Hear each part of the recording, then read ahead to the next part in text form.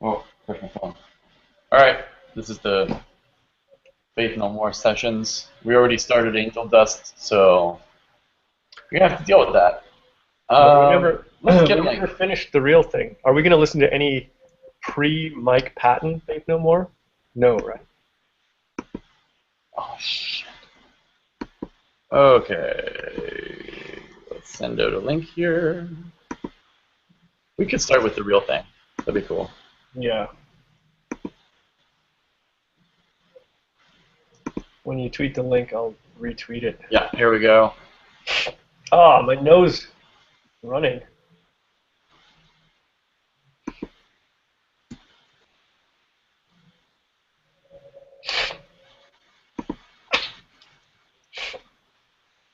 There we go. The link is tweeted. Time for Faith No More. The real thing.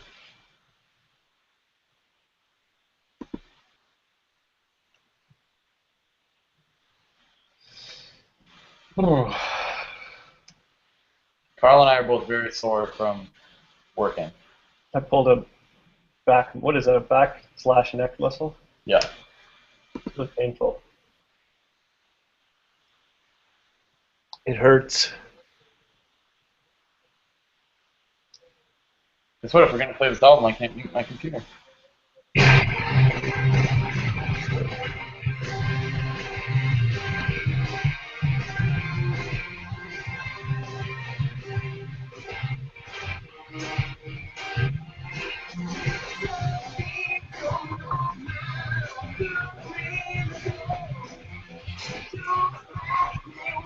There we go. It seems to be switching back and forth, but not too quickly. Well.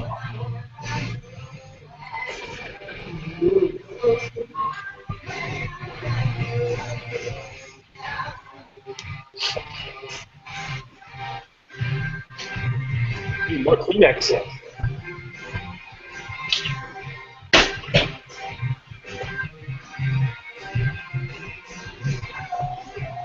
Today I'm drawing a gravity drive.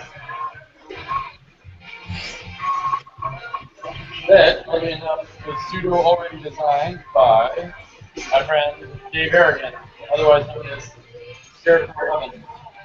He's a brilliant designer. He makes the best shirts in the world.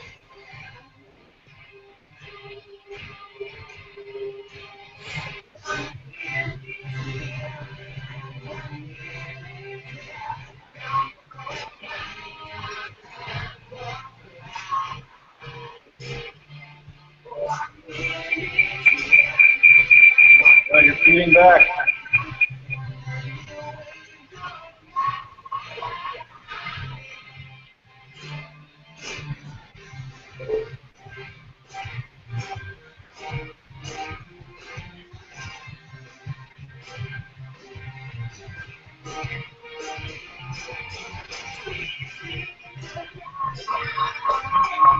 All right, Andy.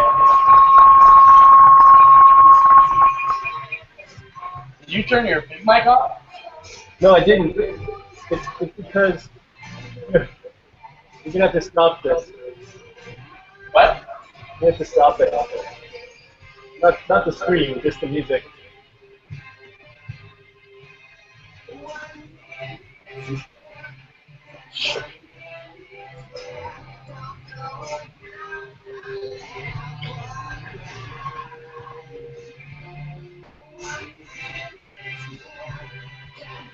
What's up?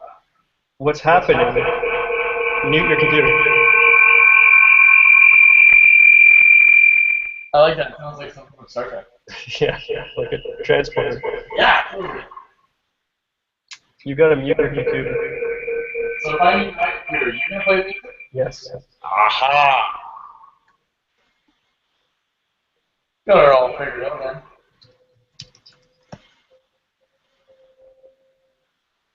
Have you got the tiny speakers?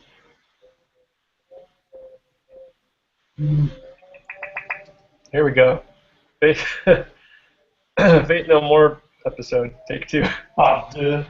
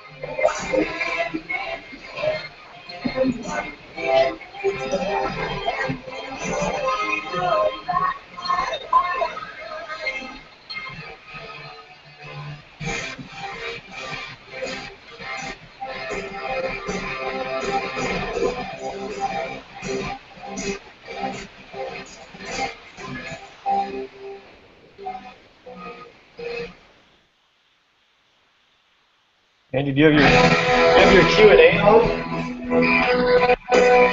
I did. I enabled it.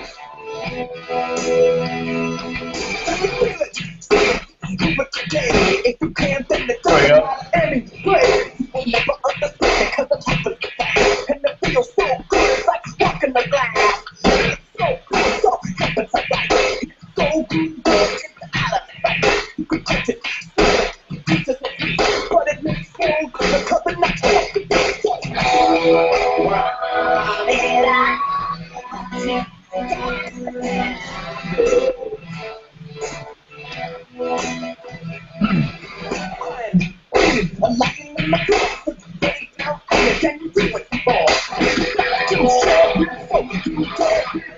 I'm missing the thing to type.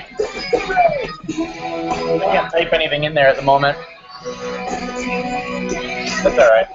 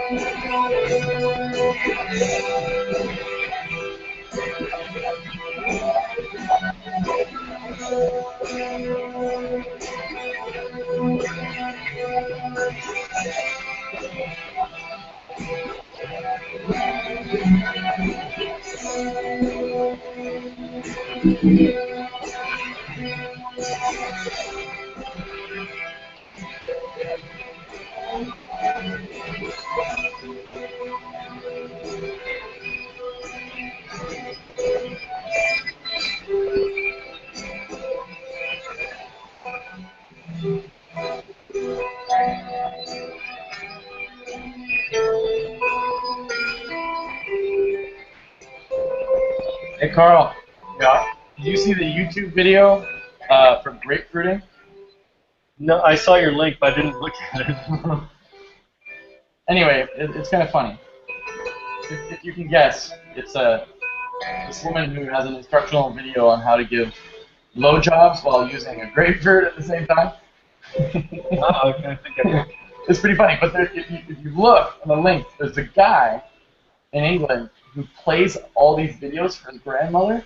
So he makes his grandmother watch him, so he has his grandmother watch grapefruited, and then he has his like the instructional video, and then he has his grandmother watch cake parts.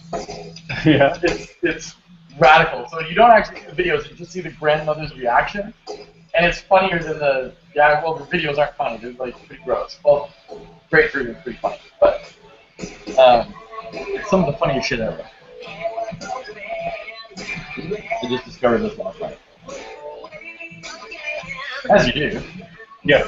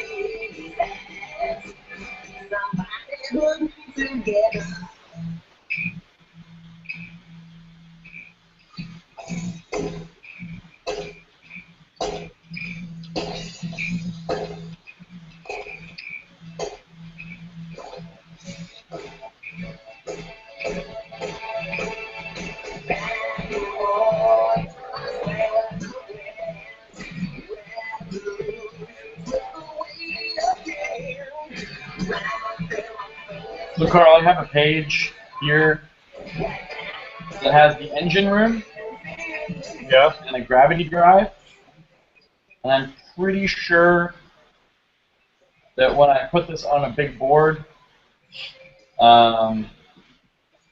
this is where you'll probably beat me.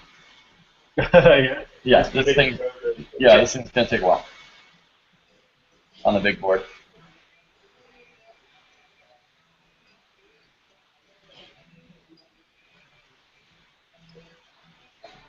I've run into one of those moments here where this scene, the way it's described in the script, Mm-hmm. and the way I envision it in my head would be great on film, but does not really work well on a comics page. It's a Is lot it too subtle? No, it's a lot of back and forth widescreen shots, Mm-hmm. and what it means is like it ends up being a lot of like sort of like almost Kubrick, like straight like 2-point perspective. Yep. But it means there's no real sense of depth in the frame, and it requires more panels. You know, like I could tell more story in fewer panels by changing the angle of this. Well, yeah. I remember when I started making comics, the widescreen shot was like pretty like, who was it that did it like almost the whole comic? Was it like John Cassidy? Yeah, I think Brian Hitch did it. Brian Hitch and John Cassidy, they had like basically these long panels that went from left to right on the whole thing, and it was because they were trying to create a cinematic look. And they did away with action lines and all the rest of it to make it feel like maybe more like a film still.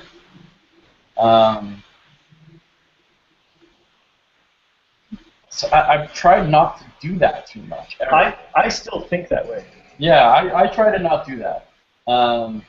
Just because it's one of those things where I saw everyone else doing it, and if I see everyone else doing something, I'm like, I gotta do something else. Well, it's not only that; it's just that, like, it doesn't play to the strengths of the medium. Yeah. I mean, it can, but when you use it as a rule, it kind of just, I think it lessens the effect of a lot of. Everything should be a tool. You know, like a montage or whatever. Like there's a time and place for that style of storytelling. Yeah, like in yeah, but it should be like a tool. Like when I was working on Swamp Thing, it's almost like they wanted the whole comic to look like a montage, with the way that the paneling was done and all the rest of it. And I was kind of like, the montage is a weapon, and it's supposed to be used accordingly. You don't need a bazooka for everyone. Like J.H. Williams and, Marco Rudy, I love their stuff. Those guys are freaking awesome. Oh, look who it is. Ooh. Hey, what's up? Yeah, I know. What are you doing?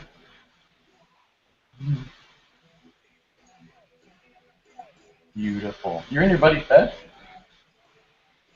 Did you get man love last night? Oh, bummer.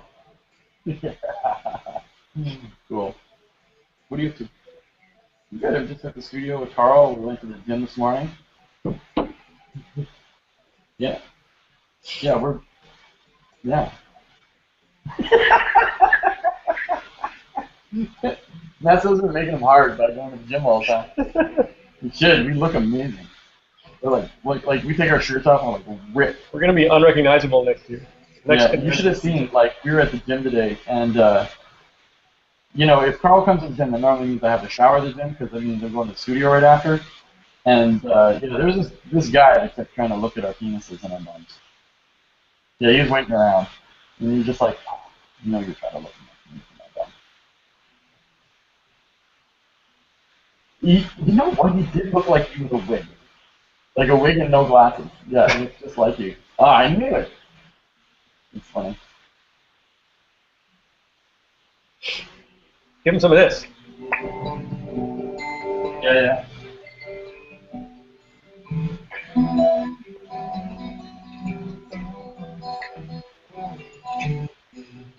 A steak.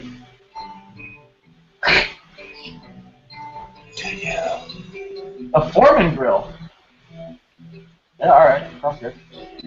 No, what time is this happening at? Can't even imagine what this conversation could be about. Okay.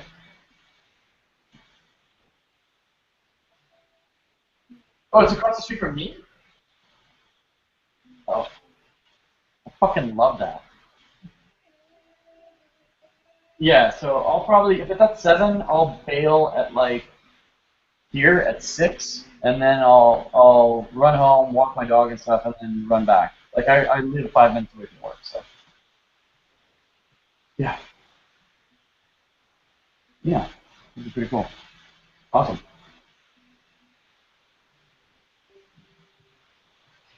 Yeah. Are we playing for cash? Okay, yeah, that's cool. Cool. All right.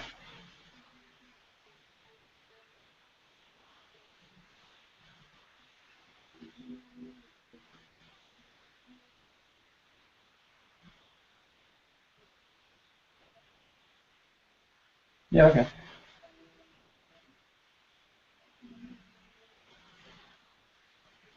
Yeah, okay, cool. Yeah, sounds good, man.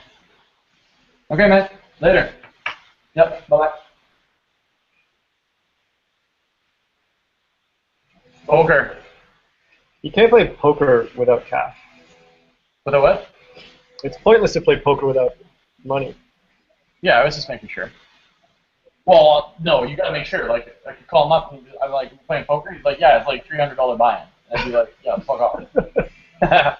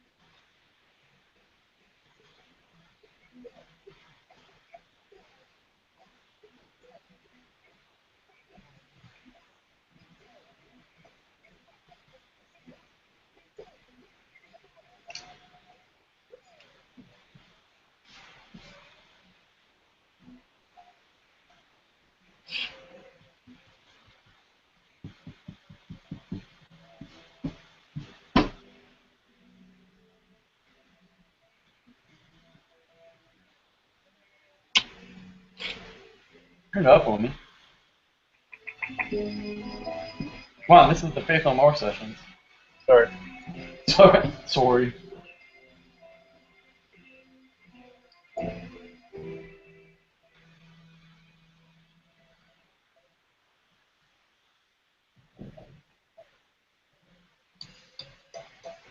Oh yeah.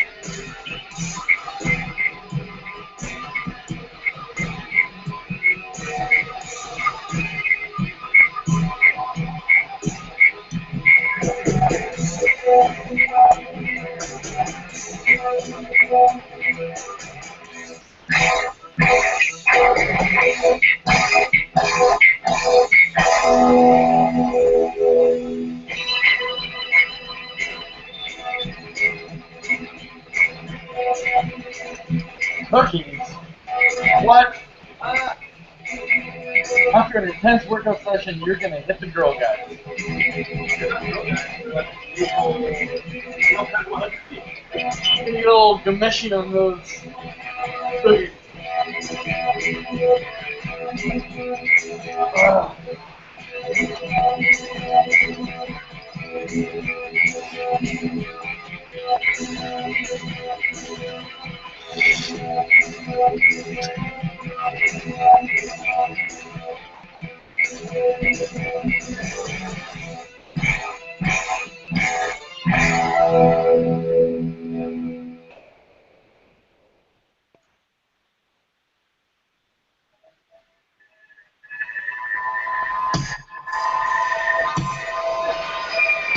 Look at that cookie eater. He's in there eating cookies.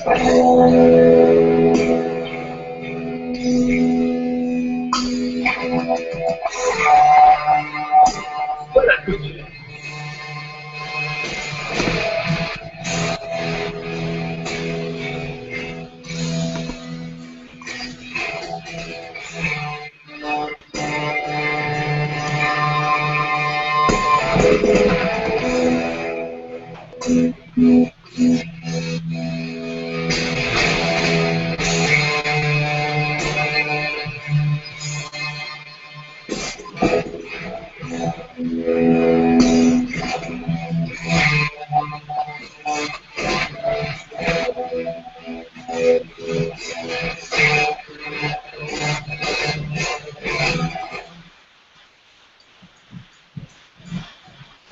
Awesome.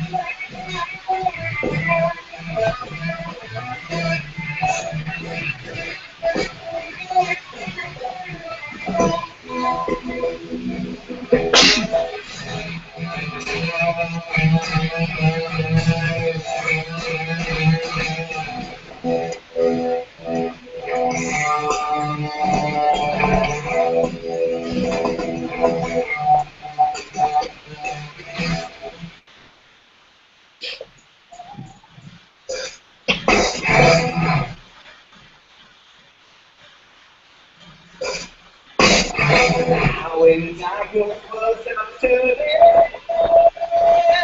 yes, what about this baby? Oh, walking down the power, and I'm gonna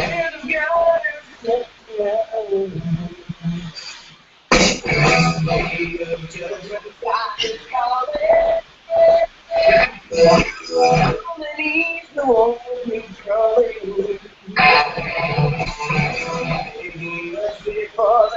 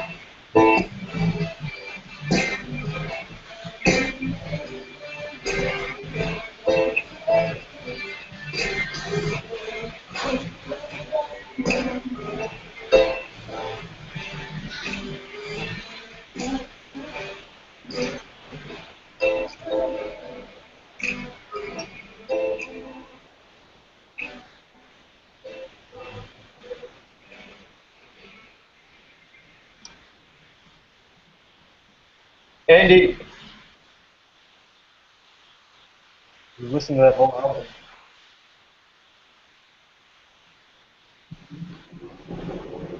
It's gone.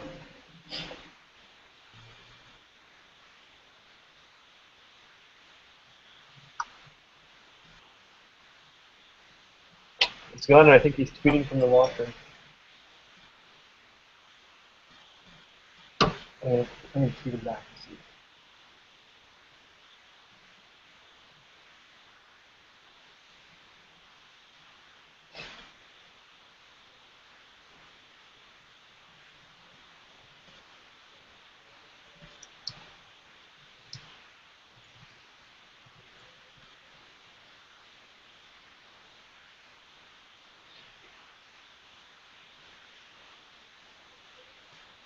Is that the end? Yeah, we did that whole album. Alright. Maybe we should talk a little bit. Yeah, this is probably boring. Between the gym and that breakfast sandwich, I feel like I'm crashing. Uh-oh. I'm gonna have to coffee it up. Not enough protein. I'm a big guy. I weigh like 50 pounds more. Need more muscles. Animals.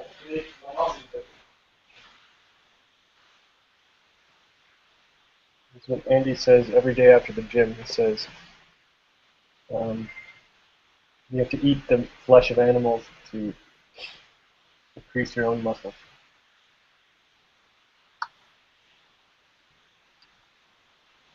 I just eat a lot of eggs. Like Rocky.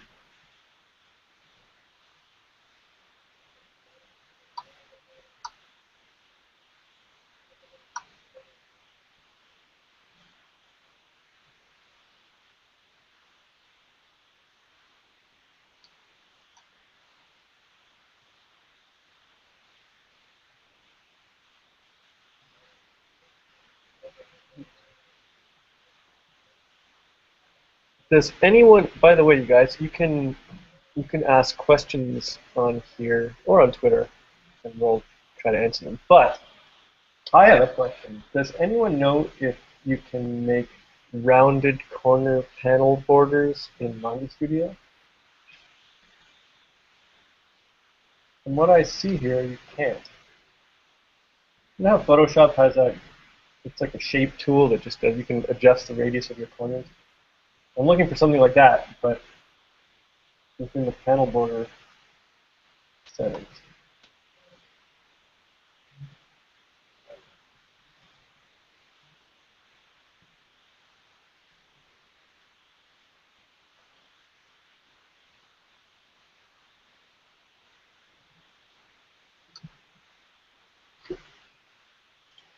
Andy, what do you think of this? I'm going to tell you something. See what I'm doing right here? Got it. I'm tracing my own drawing from the previous page. Legal. Legal, right? Legal. I already drew it. And you're going to change the expression, so it's legal. And it happens to be the same moment. Yeah, that's legal. It's a cutaway back in the same moment. I still feel. I always like it if you change it just a bit. Well, I'm drawing. I'm not Yeah. using it. Yeah. I always felt like that was a big thing in the 90s where they would like reuse the same panel like 8 times. And you'd be like, come on, that's just cheating. But what you're doing is legal. Yeah. The art police just stepped in and made it ruined. You're like Judge Dredd. Yeah. Comic. Oh, I remember. Well, I'm not Judge Dredd of cops. I'm like a good judge in Mega City. But I would say Cameron. Yeah, I would say that Cameron does. Cameron is. Cameron have allowed this? If I just told him I was tracing my own drawing? Yes. Old Cameron, no. Cameron, yes. Maybe he's not as good, but he's pretty good. It's not even like I'm tracing an old drawing. My drawing from the previous page. Yeah. Yeah, no, what you're doing is completely legal.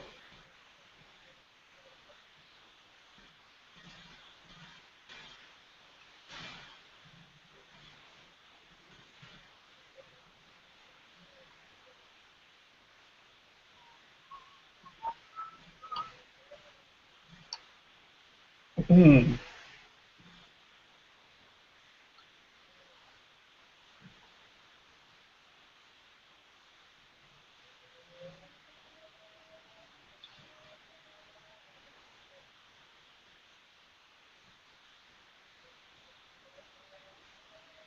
I've got a cold now, so I'm working with a runny nose, which is pretty sucky.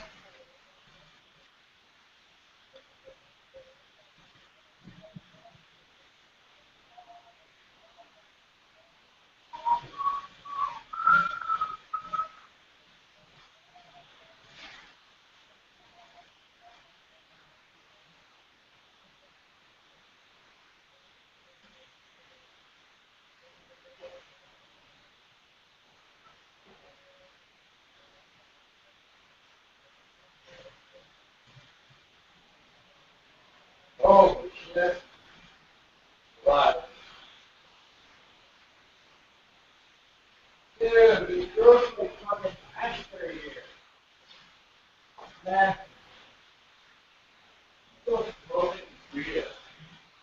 Does it smell like smoke in here? I can't tell because my nose is stuffed up, but usually... It's like a giant ashtray over here. Really? Yeah. Full of darts. I'm not kidding. I don't. I can show the public. I don't think they want to see that. Really?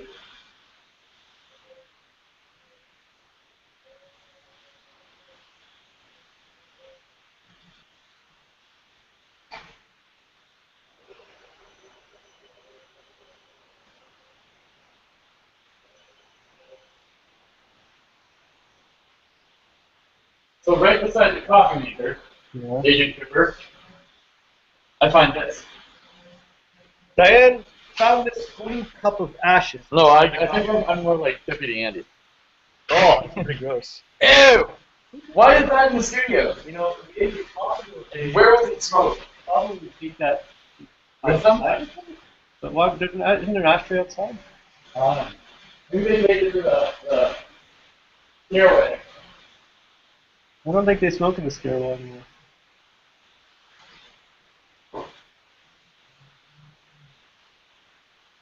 Deputy Andy's gonna couch some spells.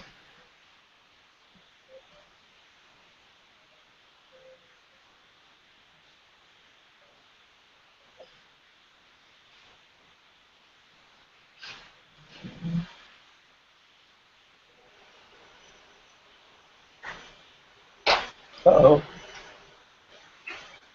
In tracing my own drawing, I noticed that I forgot to draw Olive and Mole on the other page. Continuity, buddy. Continuity. Come on now.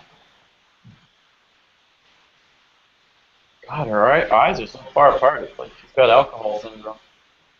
Your parents were alcoholics. Fetal alcoholism? Yeah, is that what it's called? Your eyes are really far apart on your head. I don't know what it's called when your eyes are really far apart on your head. I know that fetal alcoholism has a bunch of different effects. Yeah, probably not good ones. That's the worst, the scariest part of having a baby. You know that? What? Is before that baby's born, I mean, there's umpteen possibilities of shit that could go wrong. Like you just stress about for 9 months. You're like, oh god, Yeah. I hope this kid's just born healthy.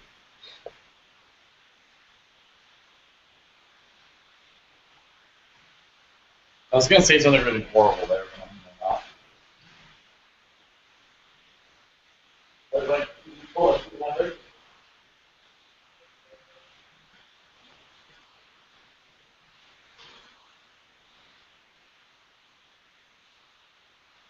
Pretty sure that if I ever had a kid, and I probably won't actually, if I ever had a kid, it would be born with a people's brain.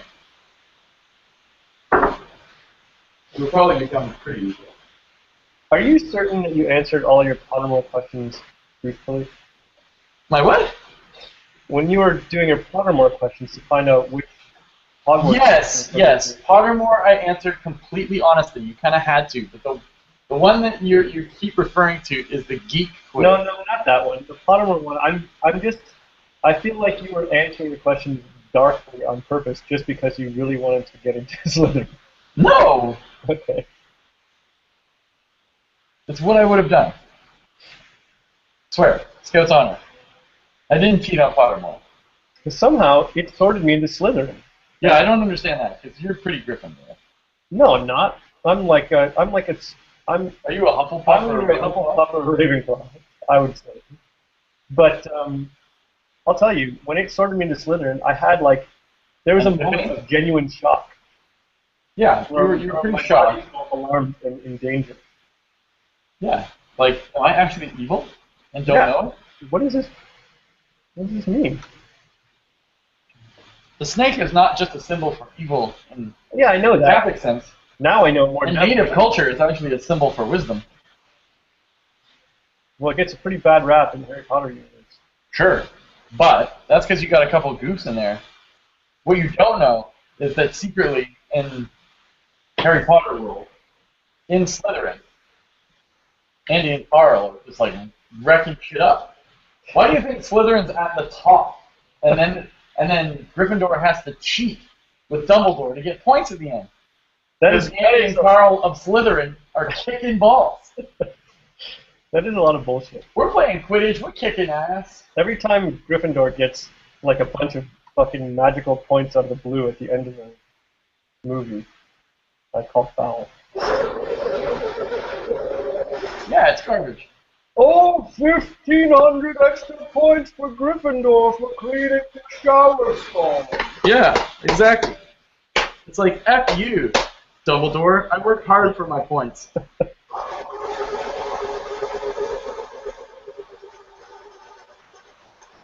Like, I don't buy that crap, Dumbledore. Light of Gryffindor's heroic lawn mowing, 800 extra points.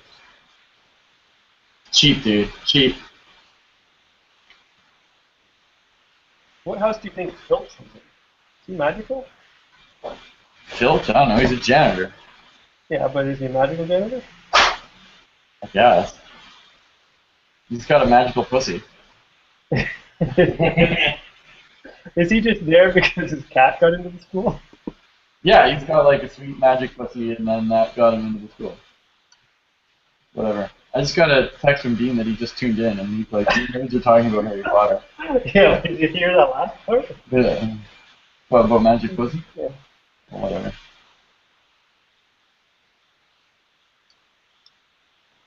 It's not just a talk about Harry Potter, it's a question of character. Yeah. Well, he missed the part where you were sorted into Slytherin, and now you realize that you're actually evil, No. and you thought you were good. No, I didn't say that. Whatever.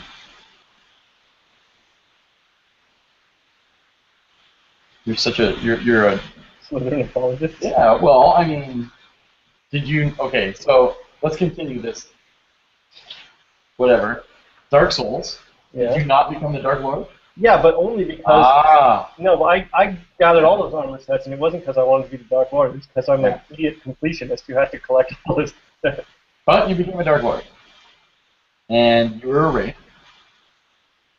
Why? Because it's cool. This morning you were like, no one would ever know to look at me and think that I was so into Metallica and Sabbath. That's true. I know. You're dark. It's because you're quiet. Doesn't mean you're not overflowing with black lava. She says, I believe Filch went to the school but ended up being a squib. So they kind of just let him stay around. What's a squib? Isn't that the thing that they put in your body in a movie that explodes when you get shot? Yeah. Imagine we had those at the studio. Like, we could just have those. And pretend to shoot each other all day. I mean, we get messy, and our art would get covered in blood. But it can't be messier than the studio already is. Yeah, I think you'd be pretty rad. Fuck around with squibs all day. What's a squib? That's what a squib is. Yeah, I know that's what a real squib is, but in the Harry Potter universe, what is a squib? Is it a nice word for muggle?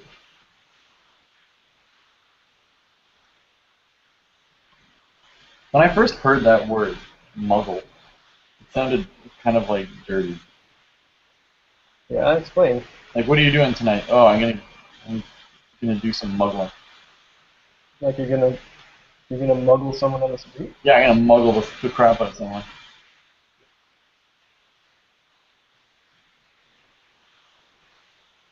Here's the other thing. I got sorted into Slytherin, and Becky was right here, and she said it made total sense. Does make sense. We just had this conversation. You're evil. I'm still trying to wrap my head around it. Just because you have kids and you're trying to be good, and you're very zen about your outlook on life, doesn't mean that you're not full of darkness. You just haven't gotten in touch with it. That's all. I don't think a Slytherin has to be full of darkness. Not necessarily. Oh, okay. Squibs are people from magical families who end up not doing magic. Suckers. That sucks. No wonder Filch is so pissed. Well, he's so angry that he isn't magic that when he went over to Game of Thrones, he just annihilated everybody. He's stabbing pregnant bellies. He's just murdering he's cutting people's heads off and sticking dog heads on their heads. Like, he is not happy about being unmagic.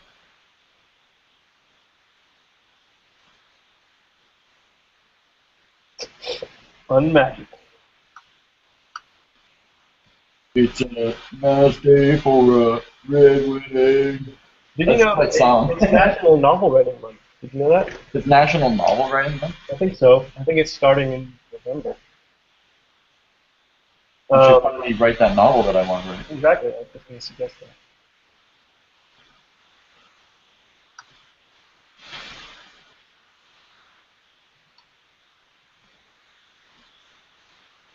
Have you ever wanted to write a novel? Me? Yeah. Yeah. I have a few ideas for novels. Mostly horror stuff. Yeah. Yeah.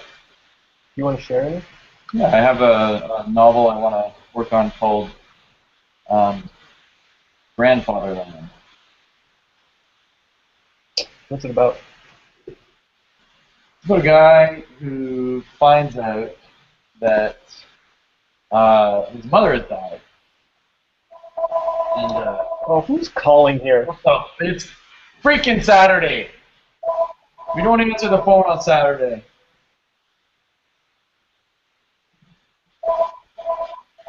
I didn't answer, I'm gonna be like, "Where's that phone? Where's that listening?"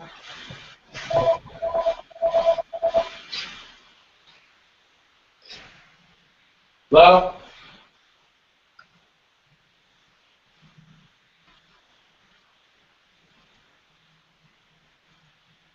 Maybe Andy won a cruise. Tell me about interest rates, and then finally know that it doesn't sound like it has anything to do with this. No. Should we take a message? I don't know.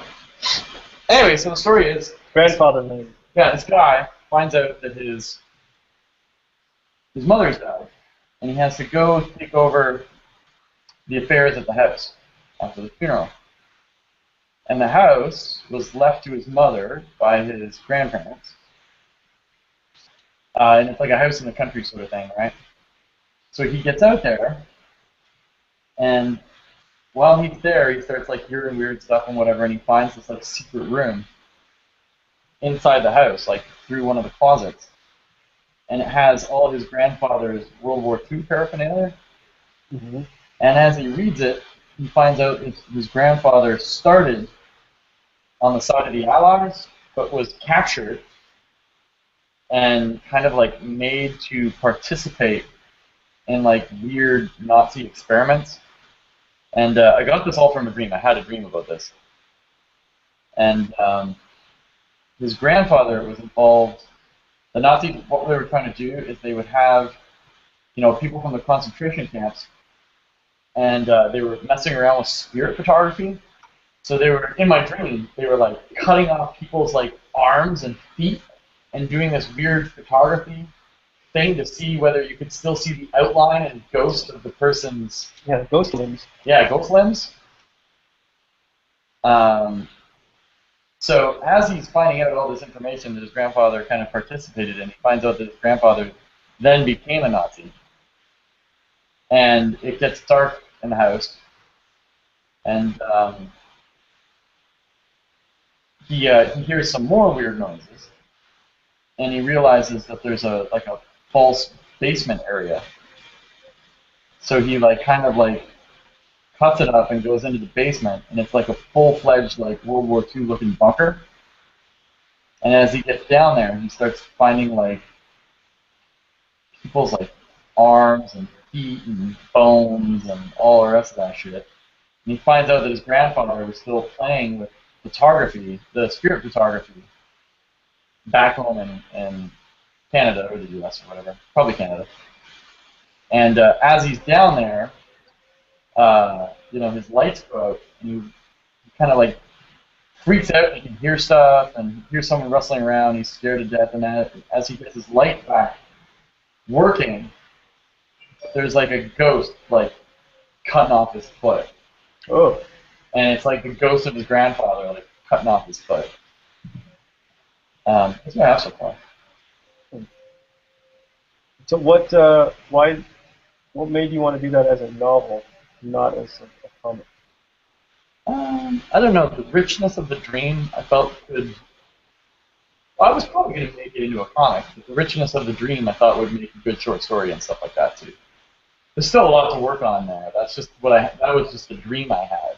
Yeah, that's what I'll flesh out all the rest of the story points and everything, but it'd be a good short story. Yeah, that's sort of like what I was thinking. But I wanted to do it as prose. I thought that would be okay.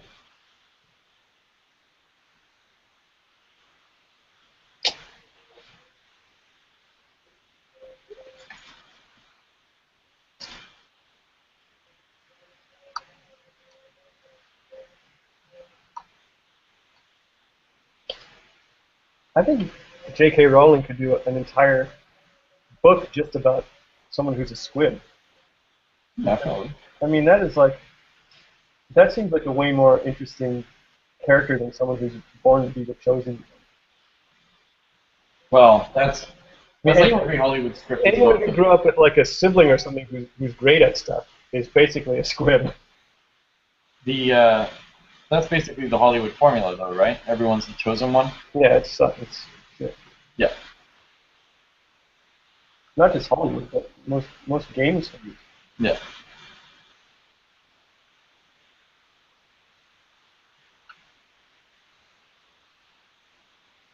I thought she was going to pull a fast one on us at the end and have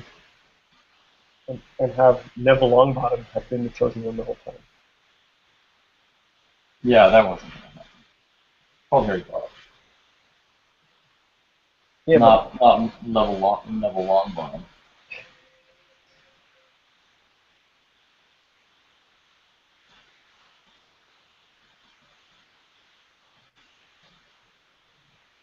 but wasn't there a suggestion that like it's not that he wasn't actually a chosen one? Well, I mean, it could have gone He two just ways. kind of made the most of the situation. It could have gone two ways because Neville was in the same situation. But I mean, a lot of the movie and the story has to do with, what's his head trying to kill Harry. He didn't try to kill Neville. Yeah, why didn't he? Why didn't he spend more time trying to kill Neville? Because it would have been easy to kill Neville because he's a knob. Well, look what happened though. Well, yeah. Should have killed Neville. He had a chance. Yeah. Should have done a lot of things.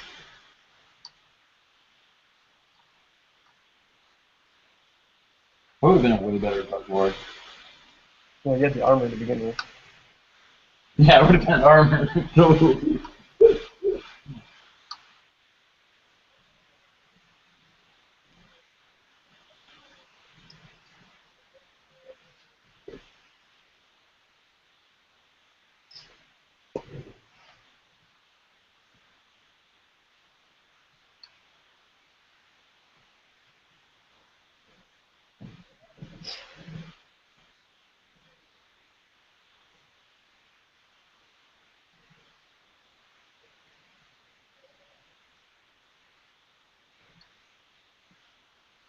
So no Dracula watching last night.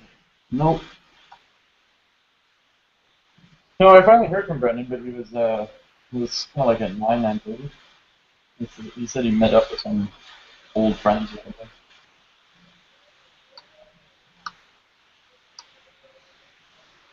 Yeah, I haven't seen that Kosinski Dracula yet by Rizar,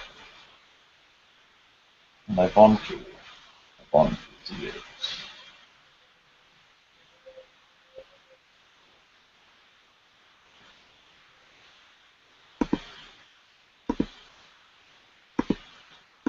Where did you see that question? Is that on Twitter? What question? The question about the squibs and stuff? Oh, yeah, it's Twitter. Okay.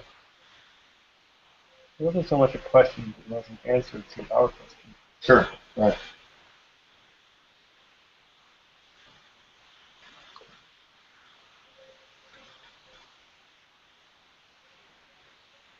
There's the wind. We're in. So this gallery show I went to at the Rock, there was an artist there who did these freaking amazing paintings of these two vans with graffiti on them. I feel like I have to have them.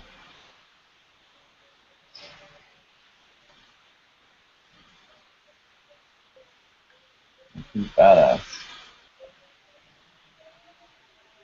Bands? Yeah, like 18 style vans.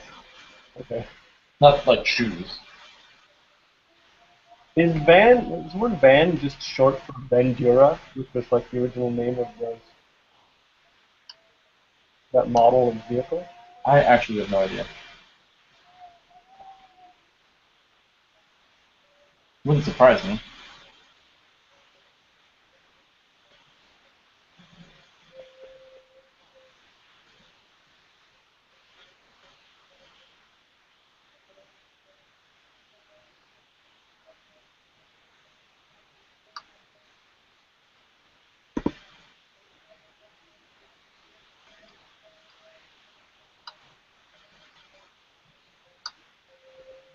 So I got my first angry email sometime last night from someone who's pissed that I haven't been updating my webcomic.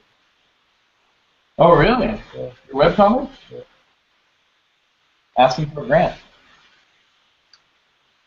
Well, even that wouldn't help me right now. But, Give Knox a grant. Give Knox a grant.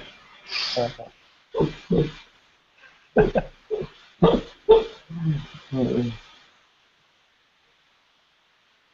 Wow, that's your first one ever? Yeah, What do you do? I guess that's pretty good, right? Yeah, I mean, most of us have quit like years ago. It's from a girl. Yeah. Yeah, I'll find it. It says,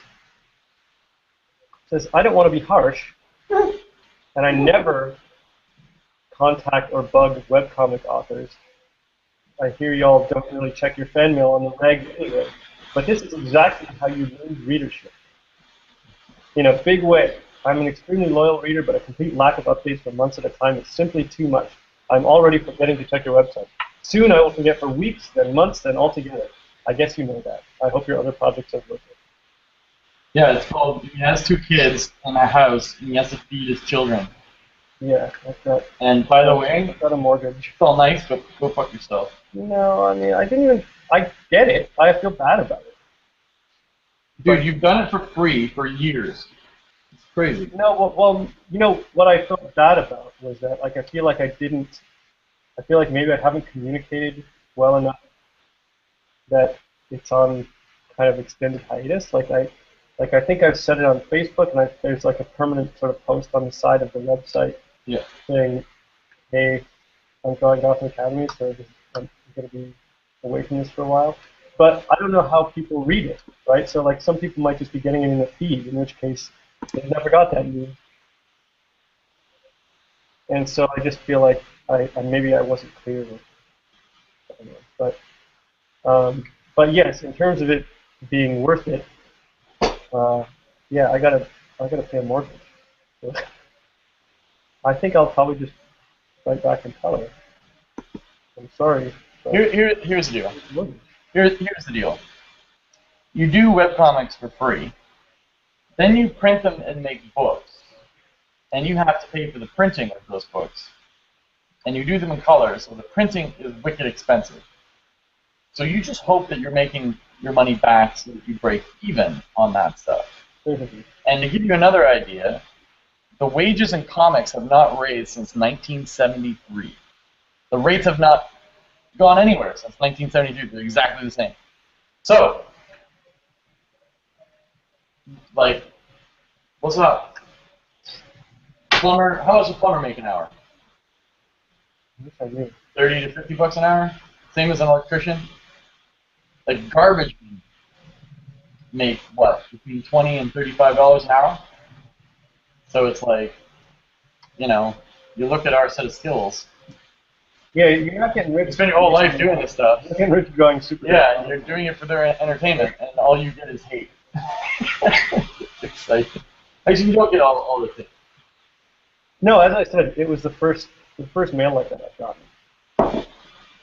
I never really got that on what I did. But I think I was so sporadic right off the bat that people just didn't care. I know Ramon got it like crazy. Yeah, Ramon was good, but he also got a lot of support. Oh, yeah. Hey, it's fine, take your time.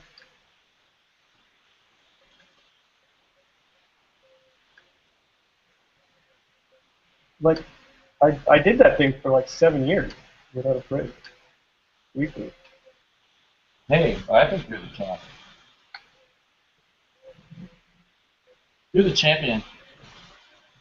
And right now, those people out there are saying, hey, Carl, excuses are like assholes. We all got them.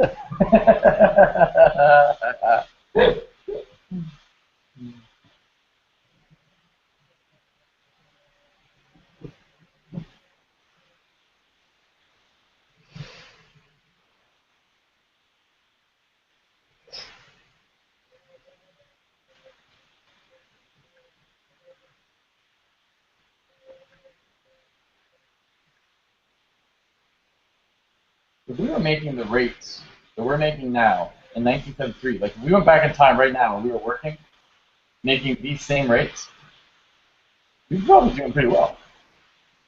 Well, especially if you were like a single guy. Yeah, Like, I'd be doing real well. remember, like before, yeah, you'd be doing great. Before, when it was just me, these rates are okay. Like they're okay to live off of.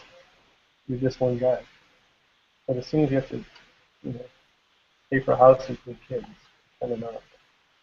You gotta bring home the bacon, Carl. You gotta bring home that bacon. You don't live by the good bacon place anymore either. Market? Yeah. Okay. You're pretty far from the sweetmeats. By the way, that sandwich today was pretty deadly. It was awesome. Holy crap. That's a Cheeto. Cheetah or Cheeto? A Cheeto. The Cheeto? Yeah, that place is good.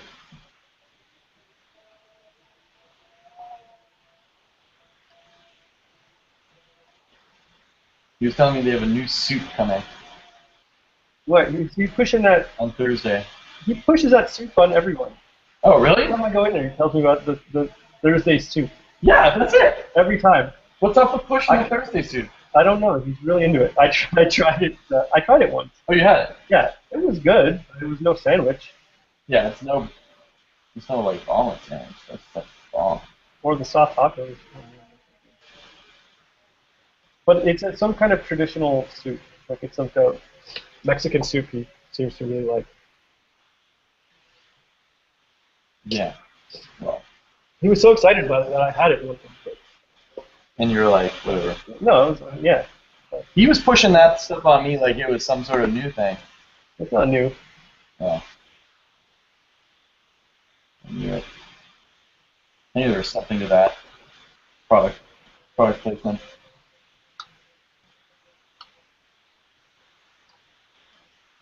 So, like I was telling you, I beat Last of Us for the second time. Yeah, so why did you end up putting that in again? Just for I think I enjoyed Last of Us so much the first time that I was like, I'm just gonna try it again. It was before I got Alien Isolation, and this morning I just kind of while I was waiting, I got up early, and while I was waiting for you to head into the gym, I was like, I could play Alien Isolation, and I can be chased by this alien and hide out. But really, this morning, I really wanted I want some action. So I was basically, the other week I'd gotten myself in probably 2 sittings up to the final hospital scene. And like I was saying, in that hospital scene, the first time I played, I was about as stealthy as I can go. But this time I went full-blown Terminator 2. I just went bonkers. yeah, I was so chucking in smoke bombs, radar bombs, unloading clips. It was like the last scene in the Matrix. I was thinking about this after you mentioned that you were playing this game. Like, what? Like, to me, it felt like my enjoyment of that game came from the way the story was told, and you know, kind of stealthing my way through it. Like, I never really enjoyed the combat. So you just say that you go in there, like, what are you getting at that point? Like, if you just go in there and play it, you know, you're just gunning your way through it.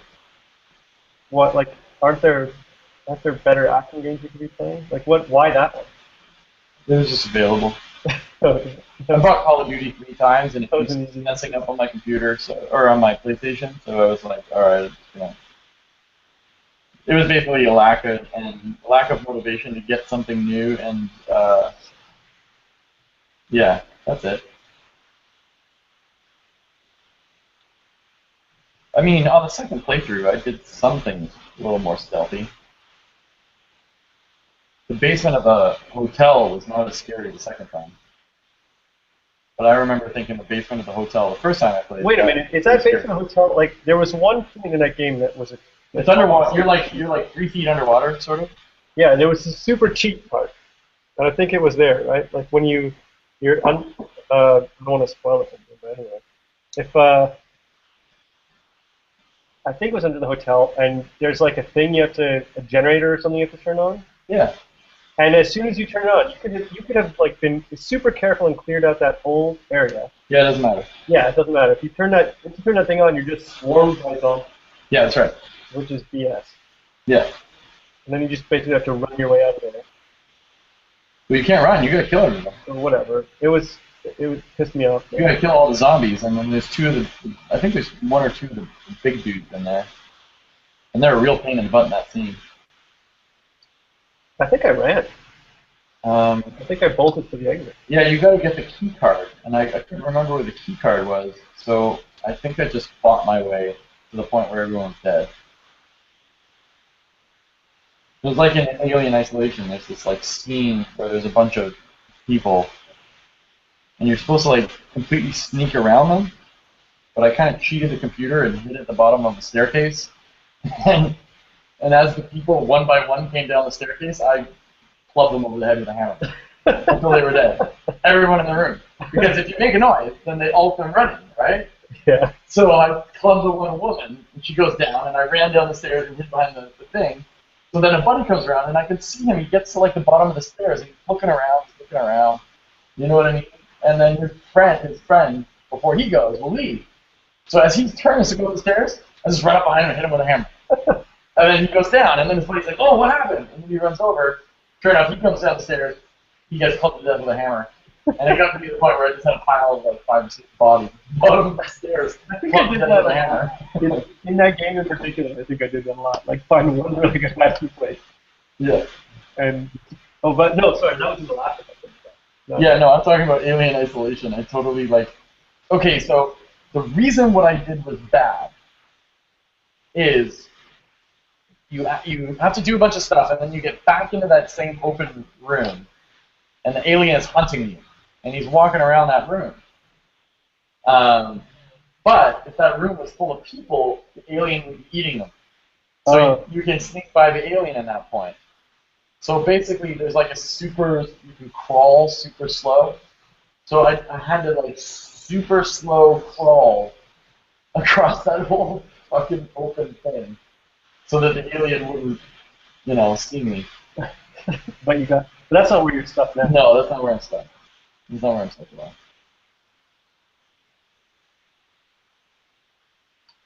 Right now, I'm stuck because there's like these doors that you open. When you open the doors, it makes a noise.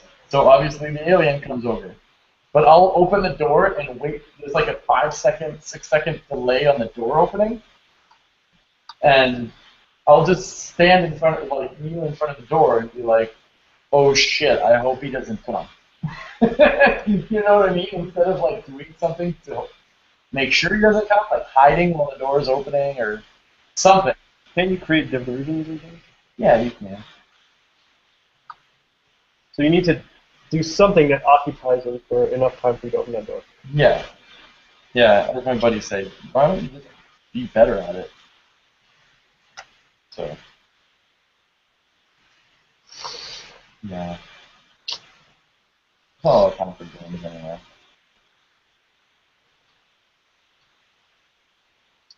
I keep waiting for Destiny Advance sale. I know it's not going to happen anytime soon. But I don't want to spend $70 on it. My buddy says that Destiny's kind of cheap. Yeah, It basically is just relying on the fact that you want to collect loot. I know. But I kind of like the other night, I just felt like I wanted to do some like Loot collecting? yeah, like mindless running around and shooting and loot collecting. And I didn't have an outlet for it.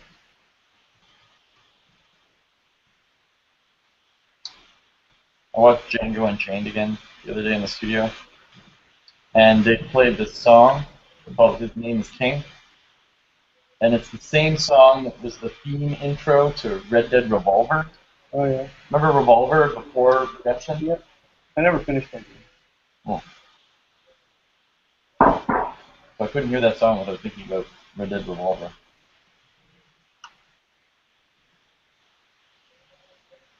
Was Red Dead Revolver one of the first, I think it was like the first, a little bit more open world cowboy game where you could ride a horse? Or was that gun?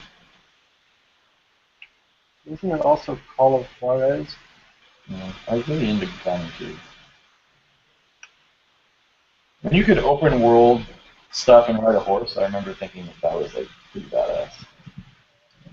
Like, I mean, you had it in Grand Theft Auto with cars and stuff, but it was like, shit, now I'm on a horse. Those were also in the days where I smoked a lot of weed. I uh, I liked I like the open world horse riding a lot. Like I would just ride around Yeah, like in Red around Dead the Redemption, desert on the horse. you're just riding forever. That sure is a pretty sunset.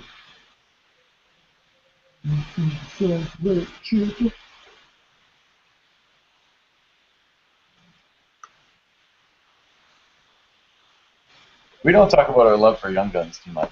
No, it's all Lost Boys. Yeah, we always talk about Lost Boys. Young Guns. Young Guns is still there. Yeah, it has probably I would say an equal place in my life. It's because you want to be a regular. Who doesn't?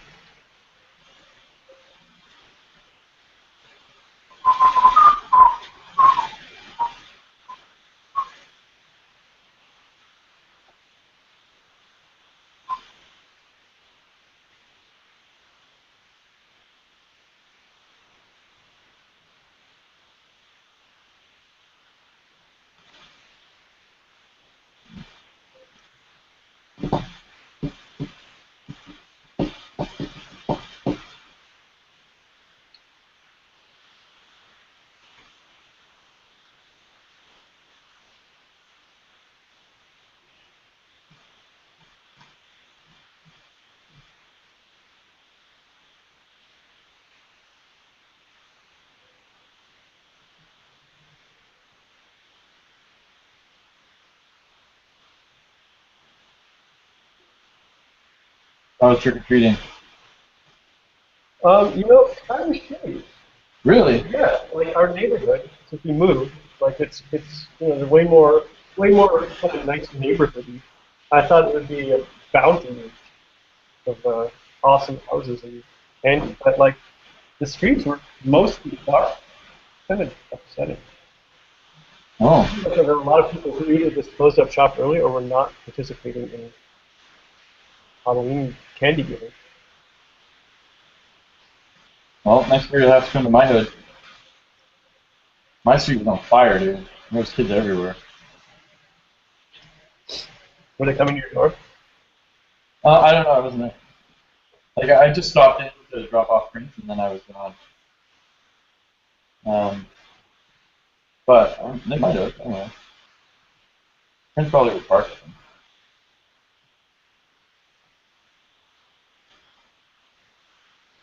Hmm.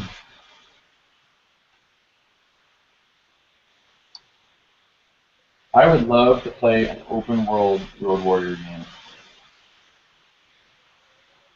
like the Mad Max in that world. That would be my dream game.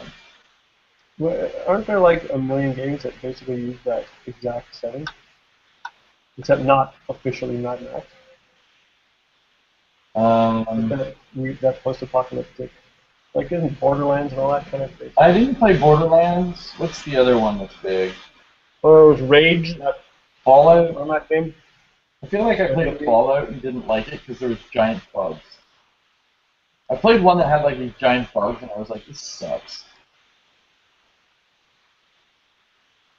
I don't really enjoy killing giant bugs unless it was something like I knew it was Stormship Troopers. Stormship Trooper. No, what was it called? Starship Troopers. Stormship Shitters.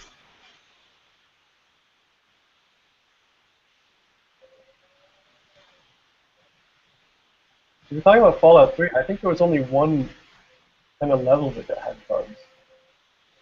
Maybe it wasn't Fallout. It's the one where you like wake up and you're like born in this like bunker. Yeah, it's Fallout. Yeah, that's it. I wasn't huge on that game. I started playing it, and I got into the open world, and there was like some stupid bugs, and I was like, I hate this.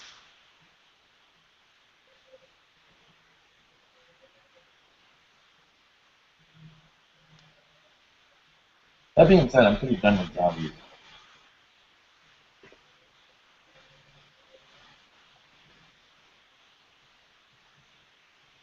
I'm dying to see that movie, What We Do in the Shadows.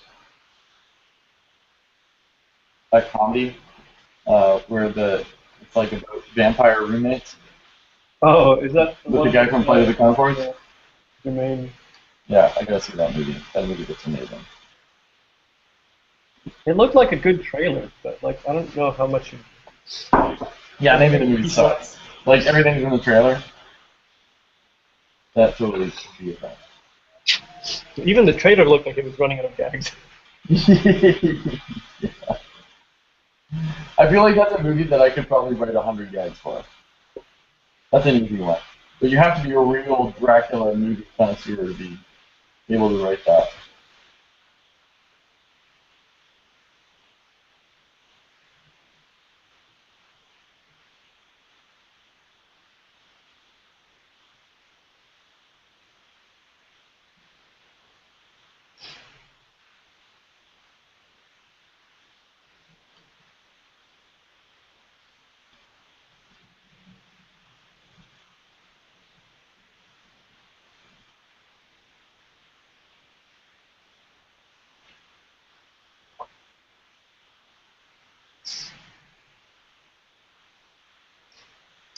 I watched The Woman in Black again last night. That was pretty deadly. I still haven't watched that. Great movie. Really good. Yeah, it's on my Netflix list. It's a Hammer movie, too. Is it? Yeah. It's the first thing Hammer's done in a long time. Really well done. Super classic.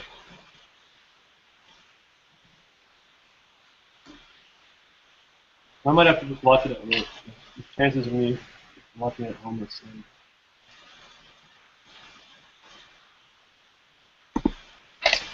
Look at this business. Gravity drive room. That's like an engine room? Yep. Is the gravity drive powered by that triangle in the middle? Yep. It's like a little pyramid. Pyramid of power.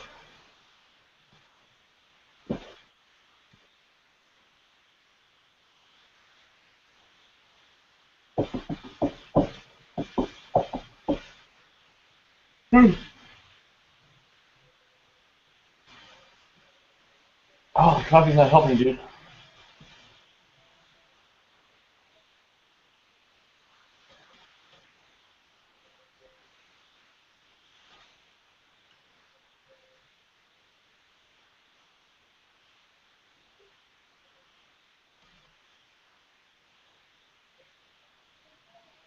Maybe you should eat one of these cookies like I'm doing. Oh, that'll help.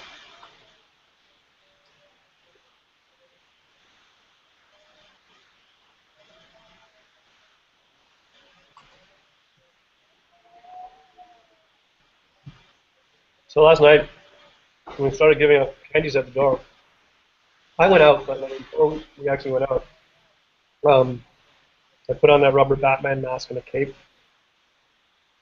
and I answered the door a couple times in a Batman voice? growly Batman voice, and I think I actually frightened a kid Cool. on the stage. What do you want? This kid sort of turned around and bolted, and her mother had to stop her.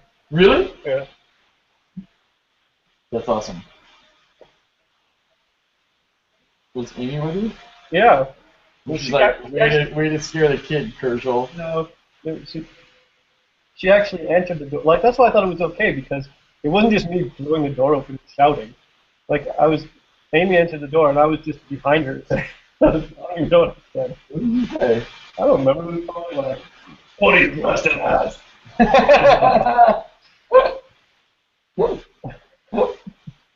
Awesome. Nice costume. Anyway. You're a beautiful ladybug. See what I mean? Batman, ruined. Ruined forever. He's so lame now. Shocking. He talks like this. Like, fuck. Very few Batman on the streets last night. Yeah, because Batman's been, like, totally ruined. Lots of Spider-Man. Any Captain Jack Sparrow? No, I didn't notice any. I'm always, like, really amazed when Captain Jack Sparrow is still kicking around. I'm like, oh, People are still dressing like Captain Jack.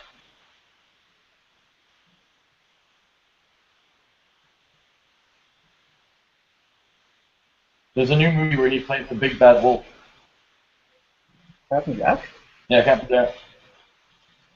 And Jack Sparrow is a big bad wolf. Yeah. He doesn't seem like a big bad wolf. No.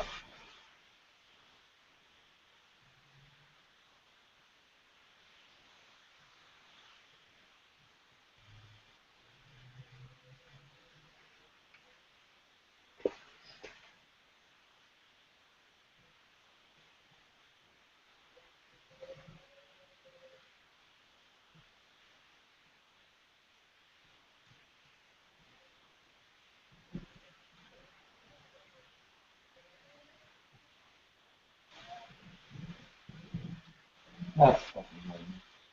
What? It's this panel layer that I was doing with like these. It's like basically two eyes in the panel, but it's so like flat, straight on. I'm like, it's completely lame. Did you start to hate yourself? Yeah. Like, come on, you're better than this. You're better than this.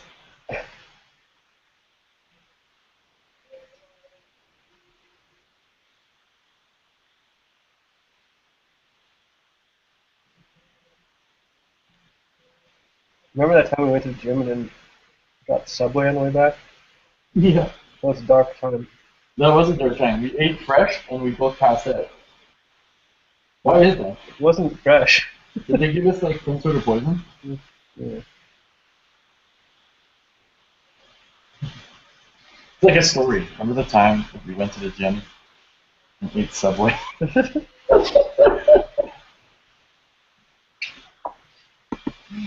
It's not even a bad story. Like, remember the time we went to the gym and then had Taco Bell and KFC at the same time? It's like not even that bad. It's like we went to Subway. When was the last time you had KFC? I don't know, but someone was talking about it the other day. And it's not the KFC part, but I am a person that does crave shitty fried chicken. Because it's good. It just tastes really good. And, but I got really craving Taco Bell soft taco. And I think I was saying it's because where I grew up, Taco Bell was the only restaurant open, or the only thing open past midnight. So when you went to the bar, after the bar, your only option was Taco Bell. Or someone's house. And obviously someone's house had parents in it. So that shit wasn't going down. So we all got good and hooked on Taco Bell. We were at Taco Bell a lot too, but only because we didn't have one in town for ages. And when it finally showed up, we just took advantage of it. Yeah. I still have a whole bunch of those Taco Bell, like they had Star Wars toys when the special editions would go out, I guess. Oh yeah. And my brother's girlfriend was the manager at Taco Bell. You're talking like you got Jar Jar and shit? No, this is pre-Jar Jar. Oh, it was like when they released the movies with like the extra shit in it? Yeah, when they first came back to the theaters. Right. And so I have like, maybe it's all in the barn. I don't know where they are. Anyway, You say maybe they're in a farm? well, we have a barn in my parents' back in our backyard, but Oh, creepy. it's since collapsed. So I'm trying to remember where I put all these things. And I have like this giant box full of all these old, like all this Star Wars stuff. Like all these giant cups with these big, kind of like figurine tops on them, and with all the toys and stuff. Pretty cool. Did you grow up on a farm? Yeah, it was a farmhouse and like a big chunk of farmland. But we were not running as a farm. We would rent the fields to neighbors. We'd plant, they plant corn or soy or whatever. It's all soy now. Oh, maize. What it used to be, yeah. But it was cool having cornfields around the house. That's creepy. Running through the house. So Super creepy. Like, did you watch the movie Children of the Corn? No. Probably a good idea. Because if you watch Children of the Corn and you lived with a cornfield in your backyard, you would be fucking shitting bricks. Not only did I live with a cornfield in the backyard, but I frequently would run through the cornfield. Yeah, the first time we saw Children of the Corn would be the last time we went running through that cornfield. I still didn't see it actually. You should watch it. It's fucking scary.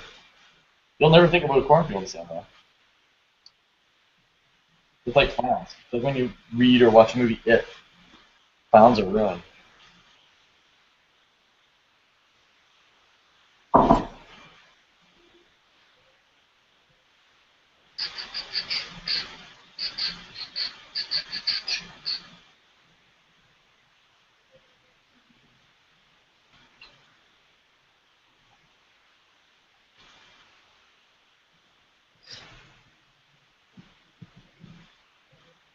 Ooh.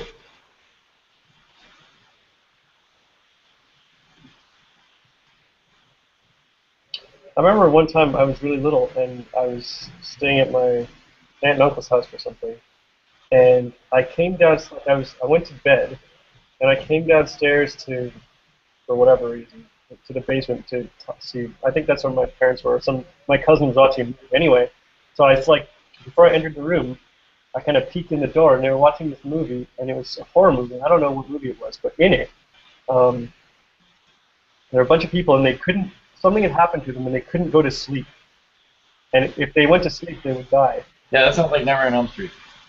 I don't think it was. No, it wasn't like they would die as Freddy would get them. It was like if they fell asleep, then whatever was wrong with them would overtake them, and they would just never wake up. And so it was in the scene. It was a bunch of people like trying to keep each other awake, and then I had to go back to bed after seeing that, and it freaked me out for months. That really sounds like I was terrified to go to sleep. Never on Elm Street. It wasn't Nightmare on Elm Street. Hmm. When did Nightmare on Elm Street come out? I don't know, but that thing sounds a bit like Dream Warrior. No, well, this is way before Dream Warrior. Like I was probably like 7 or 8 years old. During Dream Warrior. No, like when this happened. Let's say I was 7. I don't know, Like but 81?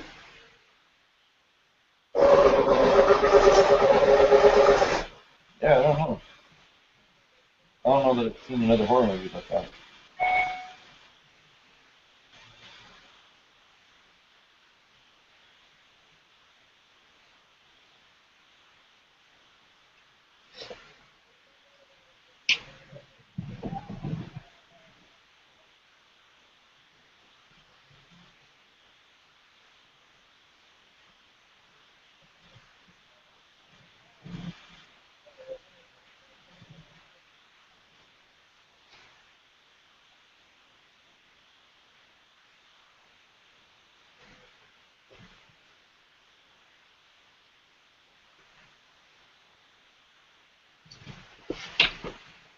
Need more water? Dogwell. You're not working. Yeah, no. Totally. I almost got in a whole bunch of leftovers. You brought it? Oh, really? Yeah, bring that shit.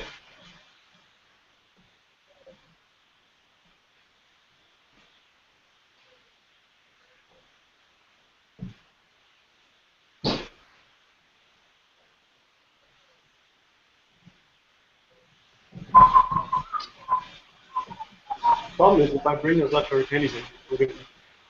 Yeah, let's eat it. Eat that shit. There's a lot of them. How much leftover candy is? A lot. What kind? So like a bunch of mini chocolate bars. Yeah, you got like mini coffee crisps? Mini coffee crisps, Fuck yeah. Snickers, That's gold. Gold. like peanut M&Ms. Gold. Yeah, it's all Those good. are all my I'm still favorites. saying. Best ones. Yeah, but you're gonna eat it. Yeah. Maybe it's should eat.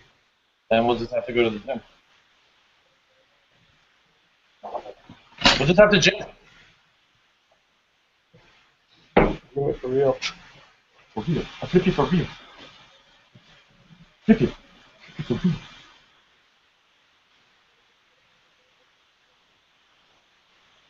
If you were one character in The Usual Suspects, who would you be?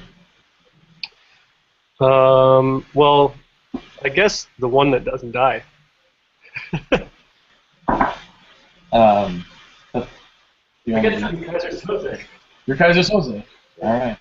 Makes no sense. It also makes sense that you pick Kaiser Soze since you're such a Slytherin.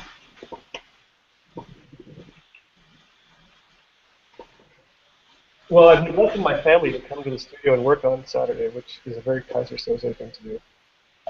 Yes, but also you need to bring home the bacon, so it's actually not. He probably would have killed them, so he didn't have to work to bring home the bacon. Yeah, I think Kaiser Soze probably has way better ways of making money than we do. You know, like he's drawing comics. Yeah.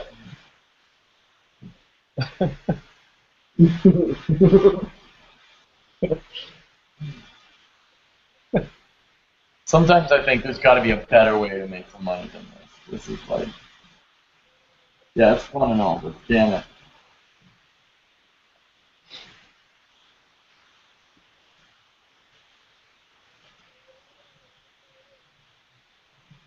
You can rob banks.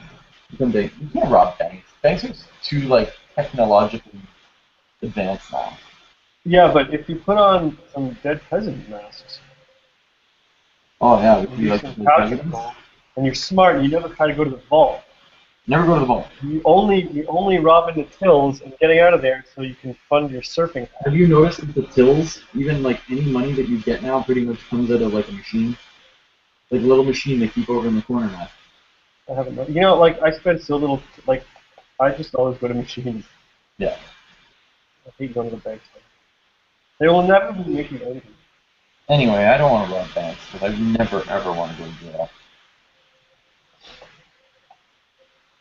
Who's your usual suspect character? I don't know. I don't know. I like to think I'm Benicio del Toro, but I'm probably more like Stephen Baldwin.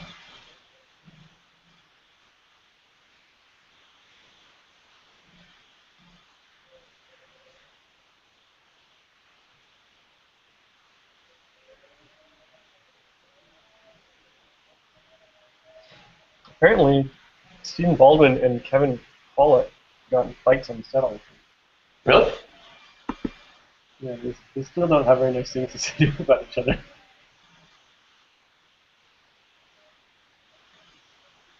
Well, Stephen Baldwin's kind of like nutty, isn't he? I don't know. I know he's got that religious thing going. He went like super religious for a while.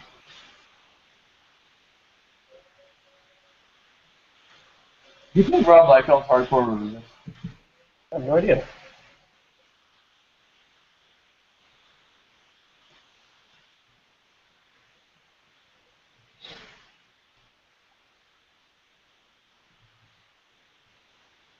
I think my favorite part of that movie, Nacho Libre, is when he's beating up the homeless guy in the alley, or he's not beating him up, but they're getting in a fight,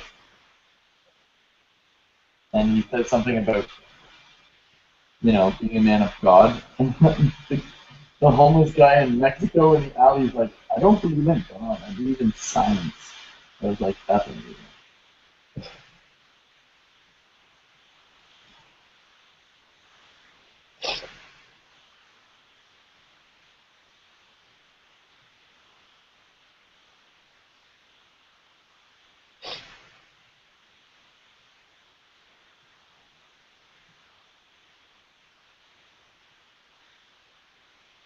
Do you think we'll see the day when people believe in science over like fictional books?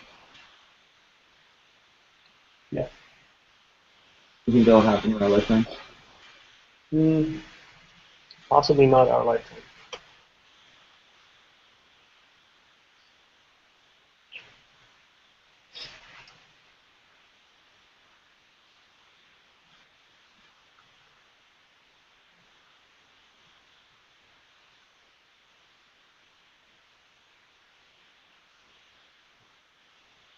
Did you watch She-Ra? Yeah, I did. I had a crush on She-Ra. I really like that show. I had a crush on She-Ra, but more than a crush on She-Ra, I was super hot for Katara. That was like the first time I knew that I liked girls. Because I remember my dad like picked me up one day and he was like, "What's up?" And I was like, "I have a girlfriend." He was like, "Ooh, who is she?" And I was like, "Chitara." Chitara on Thundercats. She's wicked hot, Dad. She's like very exotic, you know, like she doesn't wear like a cat costume, she is one. That's true. Wait, no, she has a suit, right? She might have a suit, but she's you know, like she's a leopard. She's a leopard woman. I think that's why when I watched Oh boy. I think that's why when I watched the movie Island of Dr. Monroe, I was so turned off. Oh.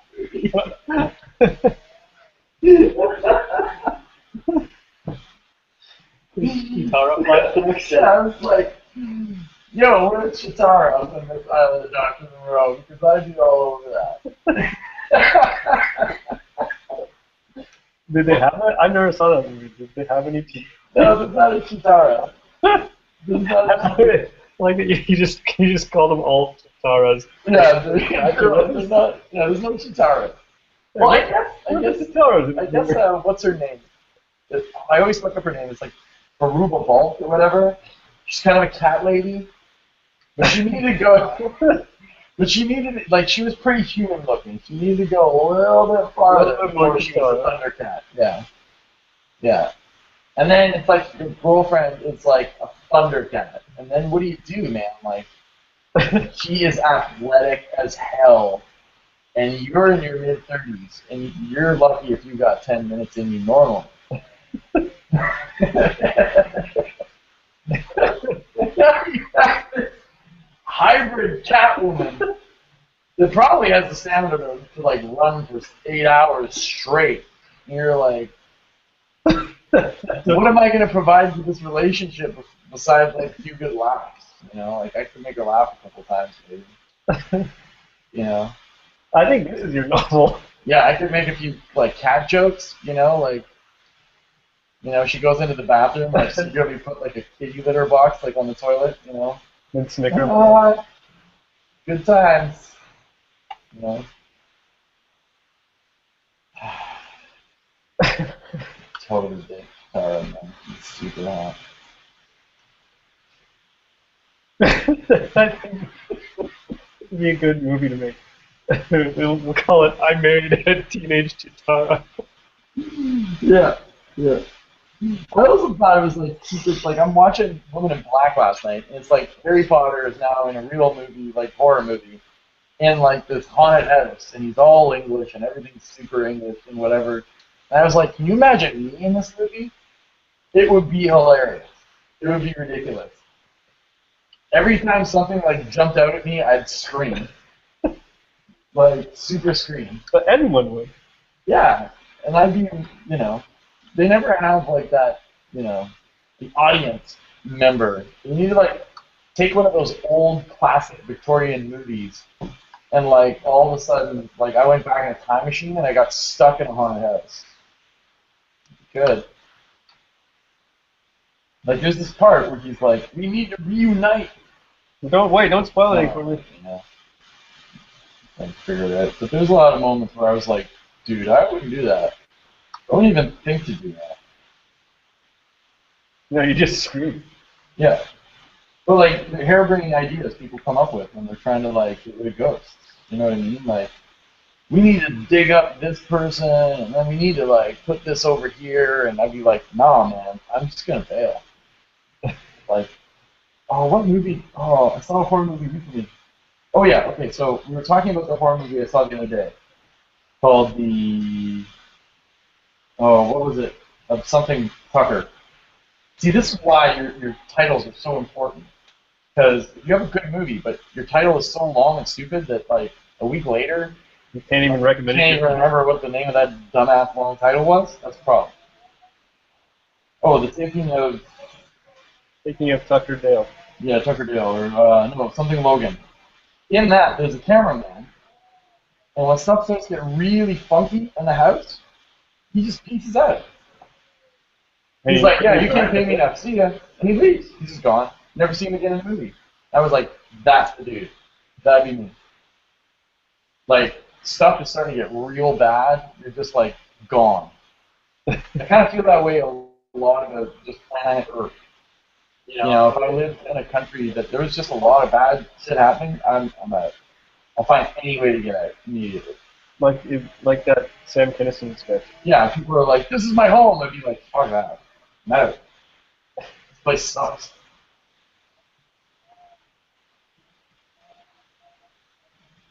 I wouldn't be like, "Oh, but my mother lived here, and my mother's mother, and we have historical whatever in this land." I'd be mad at them for growing up in a shitty place. So, but fail. What if this place was the only place populated by Chitaras? Oh shit, man! Now that's trouble. See, like if I live in a place, then I gotta turn into like that's really bad like that, But I'm really into Chitaras. That means I gotta turn into like some John Connor, you know, Yeah, well, that's what you Kyle want to do, right? Reese. I mean, you're already Yeah, I gotta get like along real. those lines. You already got a crossbow. Yeah, I do have a. You guys No, want to see this? It's maybe really the funny. apocalypse. I have a. Yeah, I got like. I'm like ready for the zombie apocalypse. I got like a crossbow like right here. Like, let's roll with some zombies because I got a real ass crossbow right here. Yeah, there's no arrow. The crossbow would not be my I could first shoot choice. pencils out of it right now. It was the guy who runs the studio, I guess, would shoot rabbits with this, and he had it in here, and he's like, "I'm selling this thing." I was like, "I'm buying that. That's rad." I do have a cottage, so I could take it to my cottage and theoretically shoot the hell of it. Not having it. I will probably shoot myself with an arrow, no doubt. It's a bolt. Yeah, bolt. Right. You should go into the local Canadian Tire and ask if you can buy some crossbow arrows. They probably sell them to me. Yeah. Go into a sports store or a hunting store.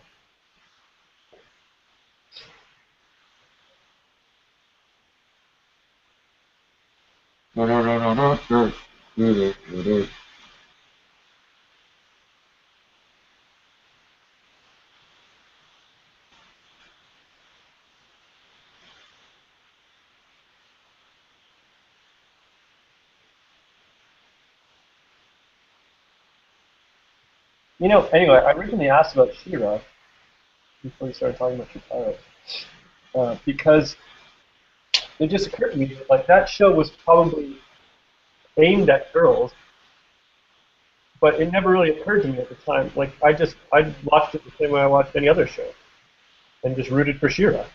It just made sense to me, Like it was just basically like watching He-Man, except with a woman as He-Man. So, um, did you ever think about that when you were watching it? What? Yeah, of course. Yeah, I Did want you ever to. feel like you were watching a girls' show? Or were you just watching it? I'm just watching. Yeah. I dug it. I was like one of those kids who like almost from kindergarten was like really interested in girls. Like I've never been weird with girls or creepy with girls. I just think that they're like freaking cool. You know what I mean? I think I've always thought that. Like I was a kid who was like in grade 3 and had like a girlfriend. And I was like, yeah, you know? I was that kid. Lots of other guy kids didn't like me because I had like the girls like me. But when I was like really young, like, grade 2 and grade 3 or whatever, I had like super white blonde hair. What? Yeah, I had like long, super white blonde hair. Oh, can't even imagine that. Yeah. Yeah, I was like a gorgeous child. I looked like the kid from The Shining, but with like super white blonde hair. I think I probably even dressed the same. Because it was what, like early 80s, 70s. Oh, yeah, Nick says he also watched She-Ra like any other show. Yeah. Yeah. It was just a good show with a cool character. But I guess, in retrospect, there were probably way more romancy subplots than in He-Man. I don't remember. Because they had that character Bo, right? Who was kind of like, he was designed as a heartthrob character. It almost feels like the She-Ra toy line was designed to appeal to girls with like more romantic characters, but in producing the actual show, it didn't translate that. It just ended up being another show about a cool warrior princess, and that stuff just got left behind because it wasn't necessary. Also, Hordak was on. Hordak rules, man. Hordak's awesome. Was Hordak the bad guy in She-Ra? Yeah. I thought he was a He-Man bad guy. Well, he was a He-Man toy. But he was a She-Ra bad guy. Yeah. And then there were crossovers. I had Grayskull. I didn't have Grayskull, but I had the Fright Zone. Hordak's home. Well, I guess it was his home. it was a zone he hung out in. It had a rubber monster that came out of a cave, and the monster was just a glove you put on the hand.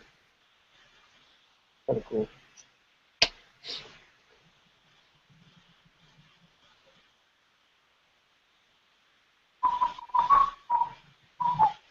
There was also the Slime Pit, which I think was Hordak inspired. Hordak centric. Would you say that Hordak were like to He-Man like the Dreadnoks were to G.I. Joe? I'd say it was more like the Cobra La guys with G.I. Joe. Cobra La. Yeah. G.I. Joe movie is amazing. The TV show is not so much. Not bad. Okay.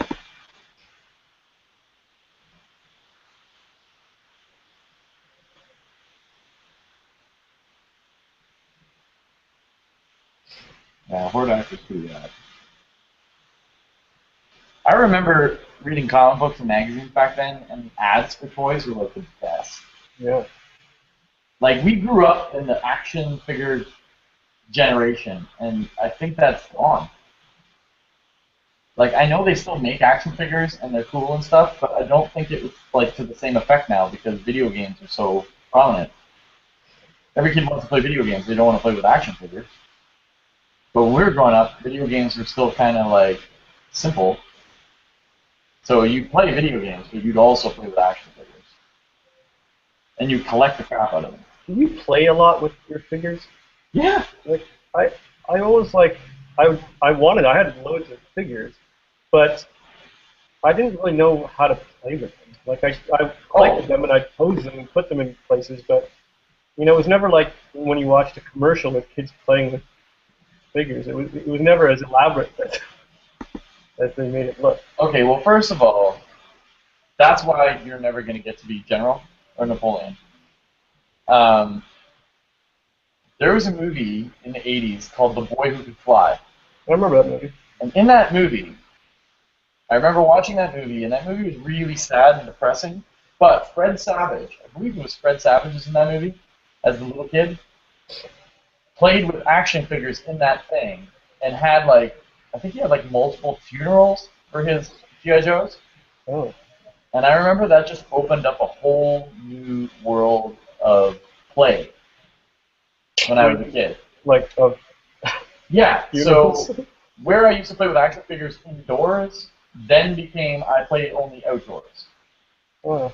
Right? So I had vehicles, and, my grandfather was in World War II, so he would tell me about, well, what are the missions? They all have to have a mission. So then I would invent missions in my head. So Cobra's doing this, this, and this, and G.I. Joe has to do this, this, and this. So then I would make that stuff happen. You know what I mean? And then in my head, almost like a slow-moving story, like this character would shoot, and then this character would get shot. And I remember with G.I. Joe specifically, they had the design flaw where the thumbs would bust off, and the dick would break off. The sort of plastic piece between the legs that I call the dick, it would, like, break off.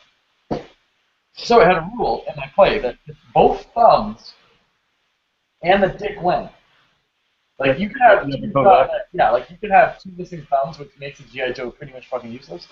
But if he still had a dick, then he was still fair game, but he got treated like fodder, right? But if he lost those three parts, or his elastic band that kept his waist on snapped, he'd be getting a funeral. And then what? So what I would do. What happens to that toy after you Okay, so that's when I would get gasoline. You're like Sid from Toy Story. Yeah, I would get gasoline from the garage, and I would have a battle where that character would die, and sometimes I'd save up 3 or 4 of them, and I would make um, napalm. Yes. You take styrofoam, which you would easily get from getting like the vehicles and stuff. Yeah. You take that styrofoam, and you take a big tray, and you pour the tray full of gasoline, and then you put in the styrofoam, and the styrofoam melts into the gasoline into like this like sludge. Yeah. Then I would, make little kind of like little bombs with fireworks and napalm. So you basically obliterate these figures. Yeah, so I'd obliterate the figures, and whatever was left, I would then make almost like a pyramid, like a Mayan or Incan pyramid.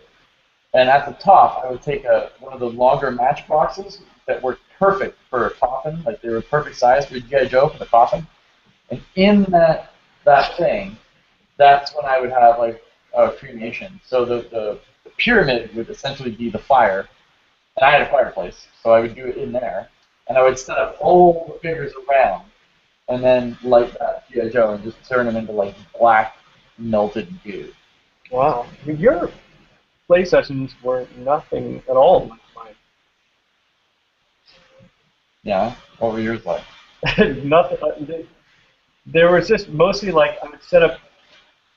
When I played the toys, I would basically just set up a scene. Like if it was Star Wars toys, I'd still go outside with them. But like I'd take the AT-AT or something out into the snow, and I'd set it up, and I'd have the snow speeder somewhere else, and have a bunch of people in the cockpit, and then like maybe another ship docked and ready to take off with some people like working around it. And it wasn't a lot of playing with the stuff so much as posing it into preparatory scenes, and then kind of like calling it quits after that. Interesting. Or I'd fly one of the ships around a bunch. But yeah, I fly the ships too, but then I was a little bit more into ground combat because I'd watch like Rambo and First Blood and stuff like that. So I only ever had 2 airplanes. I had the black jet. Remember the black one? The Rattler? No, not the Rattler. It was the one that looked like the one from X-Men. Oh, like a stealth. It was like a stealth bomber. Okay, I don't remember that. Like, and I had a Cobra jet. I think it was Cobra. Yeah, it was Cobra. And I had the Rattler was awesome. I had the helicopter. With Wild Bill? Yeah, the Vietnam, not the one that was like an attack copter. It was like the Vietnam style helicopter. You could put guys in it on the side and stuff. Yeah. That was pretty badass. You ever mail away for any of the toys? Yep, I mailed away for. The first one I mailed away for was Sergeant Slaughter. I got my Hooded Cobra Commander. Yeah, you cut off the. Oh, I got that one too. Yeah. Hooded Cobra Commander I mailed away for. I mailed away for Sergeant Slaughter, and I mailed away for the Fridge. You remember the football player that had the football on a stick? I do, yeah. Yeah, I mailed away for him too. That was a strange. It was a really. Yeah, it was a weird gimmick. Really weird entry into the GI. That could have easily been like Muhammad Ali or anyone except the Fridge. It could have been Mr. T. It could have been anybody. Oh, so I have a character in this comic that has interjected himself into the scene, and he's an engineer, and he has the same awesome Jim Lee headgear as what's his name, Gambit. Oh yeah. Remember when Jim Lee put that like same headgear on everybody? Or that awesome '90s like headgear that was like It's got The headband, but then it comes down the side into like a chin strap. Cuts down the cheekbones Yeah, yeah, and wraps it. That's like yeah. a headband, but it Yeah. comes down the sides and your ears stick out of it. It's like it's the worst design thing of all time because I remember when comics had it, I hated it. I'm sure Rob Liefeld had it too. Actually, I'm positive. But I remember when comics had it, I hated it. But now it's so like weirdly retro that I love it. I kind of want one. Swear around the studio. I think they're kind of not feasible, are they?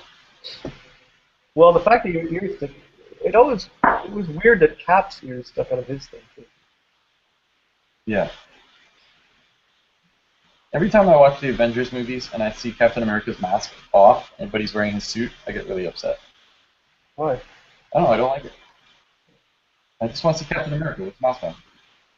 Wear your mask. Or Spider-Man, like Tobey Maguire has to have his Spider-Man mask all over it so you can see his face. I'm like, I know they're trying to act and stuff, but I don't care. Look at Judge Dredd. Carl Urban never took off that helmet, and he was awesome. That's true. Like no kid wants to see that character with his mask off. Yeah, Spider-Man without his mask, who cares?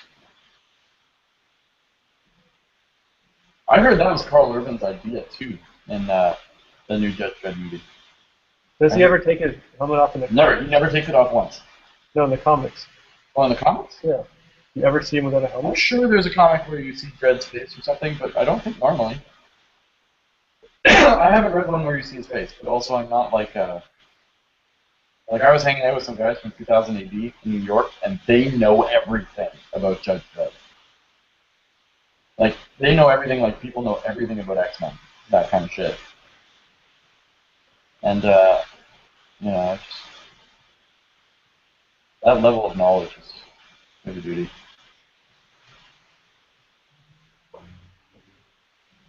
I don't think I've ever been like that.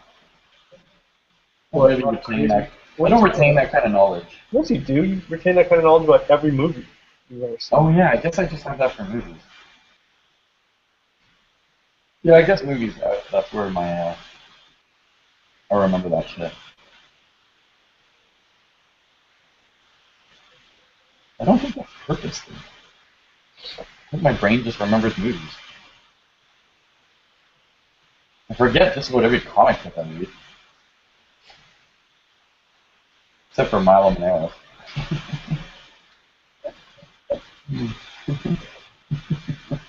Well, I remember every single butterscotch. Yeah, I could verbatim recite you butterscotch.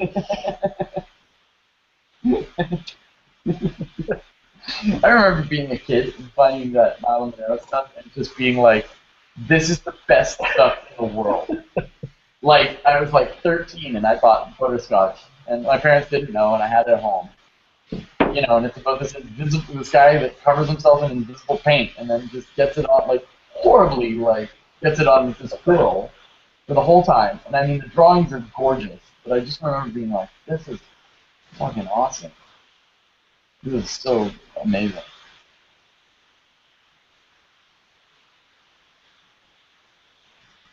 But Druno was my favorite. It was like super high sci-fi. But Druno is exactly like a horror movie, like a science fiction horror movie. There'll be like a big tentacle monster, but instead of like it killing her, like her stumbling into a scene, you're like, no, Druno, don't go into that scene to fight that monster. It's like, no, Druno, don't have sex with that giant tentacle monster. Well, she does. Druno, don't go in there. And if you do go in there, don't have sex with that giant tentacle monster. Oh, she does every time. Every time. Didn't you get a Druna sketch? Yeah, sure did. He drew one for me. It was really weird. This lady came up, and she was going to do an interview with them. And I was like, oh, well, here's my book. If you can get me a sketch, it'd be great, because in the morning, I was sitting right across from him at the one Montreal show, and in the morning, I went over and talked to the handler, because he doesn't speak French and he doesn't speak English, just Italian. He's a circuitry. And I was like, hey, I'd love to get like a signature in one of my drumas. And I was like, I'm sitting right over there. That's my spot. And the guy's like, oh no, you have to line up for a autograph with whatever, and it costs this much and whatever, whatever. And I was like, dude, I don't line up for people. Like, have you ever lined up for anyone at a Comic Con? Um, well, way back. Really? Yeah, like way back. When I was a kid trying to meet people. Oh, I don't think I even did that.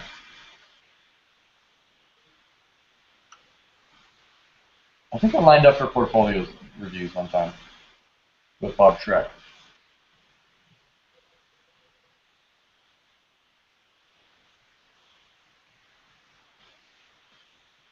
I think I lined up and met James Doohan.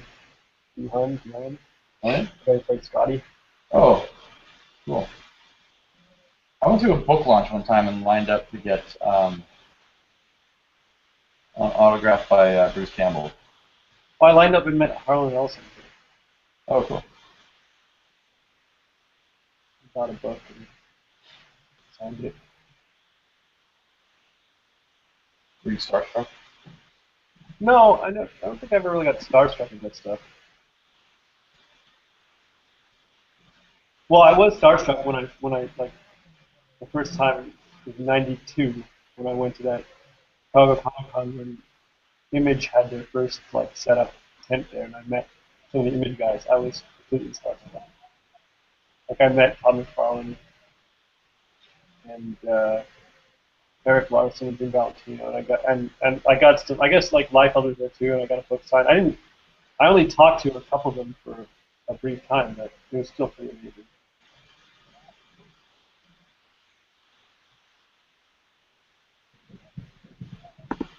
I remember I got like super starstruck the first time I met Charles Burns. I remember like I was, normally I have the gift of gab when it comes to meeting people, but for some reason I just got like schoolgirlish. Well, my name's Andy. I go comics for DC. Oh, and he's like, yeah, that's great. Yeah, that's awesome. That's great. All right. Here's your book. Sign it. Get out of here. Um, I hope I work for Image long enough that I get to go to like a party where I get to hang out with all the old Image guys. That'd be really cool. Oh, I met Will Portasio a bunch of times, and he's just a super sweetheart.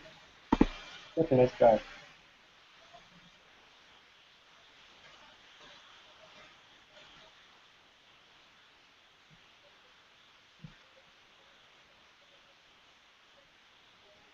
I haven't met Todd McFarlane yet.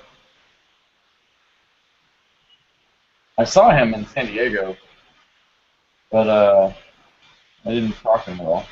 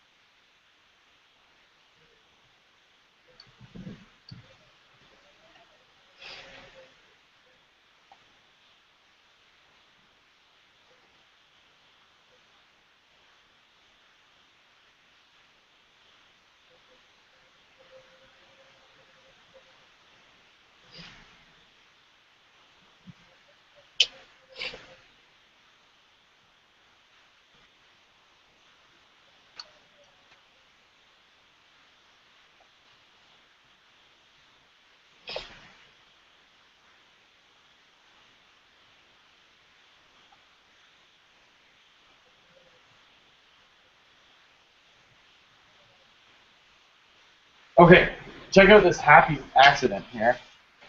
But I just realized that something was really cool.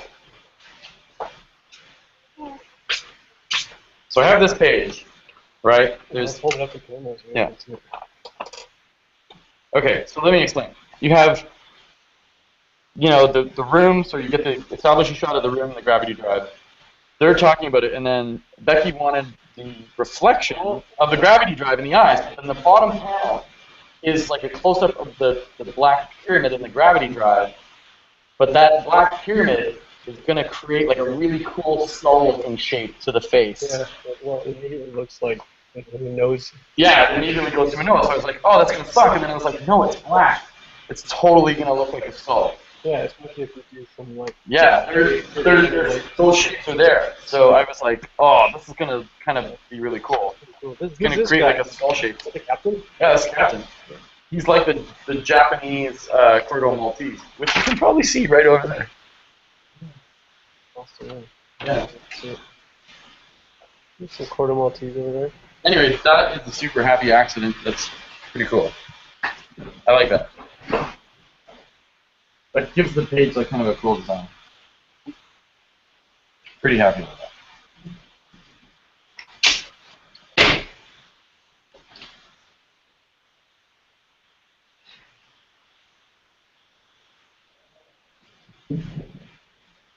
Oops, I forgot to.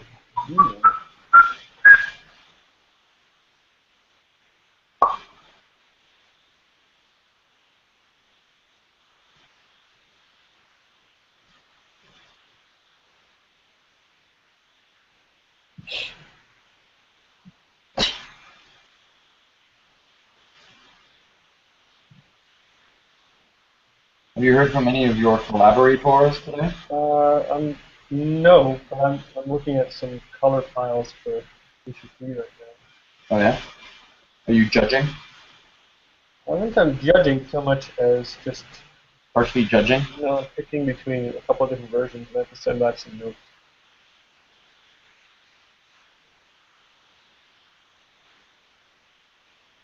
Note number 1, just do better. Just draw faster.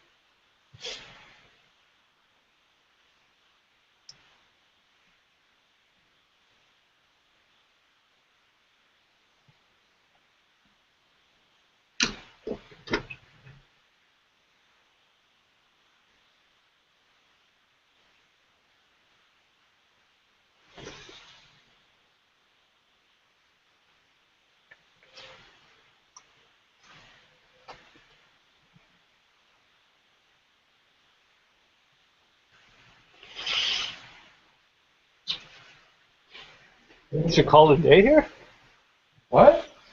for streaming. What did you say? Should we call it a day? Oh, I guess. There's 5 people watching. 5 people. Yeah. What are they gonna do if we turn this off? I don't know. Go about their lives? Think about them. I don't know. I spent so much time today just kind of actually I mostly finished the page, but I spent a lot of time just staring at it, trying to figure out the composition of this first panel, which I pretty much just avoided. Yeah, that's what happens when you don't do layouts. Yeah, it is, isn't it? It is. Layouts are confusing. Yeah, Carl doesn't do layouts. But, I mean, there's a Hey time Andy, when I why do they call you remember. Chance? What? Why do they call you Chance? Chance. I was setting up a Van Damme joke there. Oh. The answer is Mama Matukmo. I remember when I first met Carl, and I was watching him make comic pages, and he would literally just start from the top left and start drawing until he got to the bottom right. And I was just like, what are you doing? How is that all, like, it's just all in your head. You just know having the whole page in your head. Yeah, but it wasn't. It wasn't quite like that. It might have looked like that, but I did really, really loose, light shapes for where the panels were going to be. Like I didn't just start at the top with a blank page. Like I would kind of rough in really loosely where there were going to be panels and maybe some really loose figures, but mostly it's just in my head. I remember being pretty blown away by that. I think that was really weird. Everything I do is like construction, like you're building a house. I don't know whether I got that from books or, yeah. I just thought that's how you did it. Well, I think it is. I think you can do it in a number of ways. And that's probably the most practical.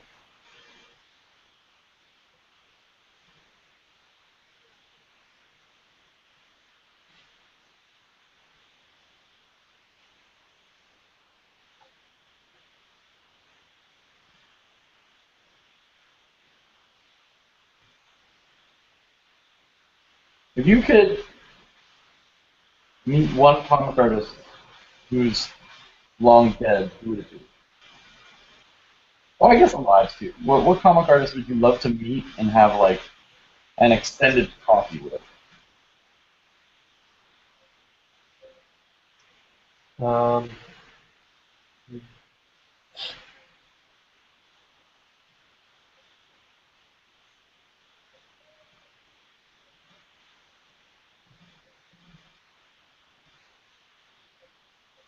I don't know. It's hard because like I don't think I'd end up talking a lot about craft. I think it'd be like I'd be asking more like industry questions. Like how you got into stuff? Yeah, like how they got into stuff and like just how things work behind the scenes. Like I actually like listening to. That's why I like listening to Rob and Todd talk about image stuff because I'm just fascinated about how that all happened and what conditions were like at the time and just the way everything was working and the way things shifted because of it. I like listening to Neil Adams interviews too for that reason because he's just so frank about the behind the scenes stuff, like what was going on editorially, like they didn't want this character to be black or whatever, that kind of stuff. Like I just find it interesting to see how things evolve. Yeah, that's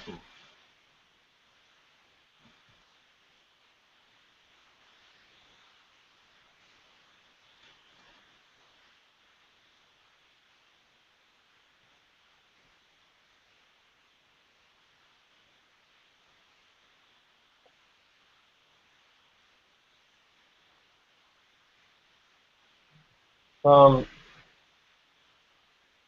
Miyazaki though would probably be my answer if I could speak Japanese. yeah. That's Think what what Mobius, if you could speak French, or I'd love to talk to you with Como.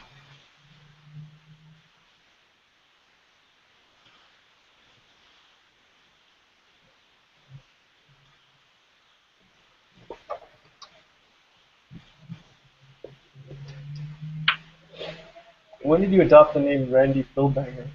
The other day.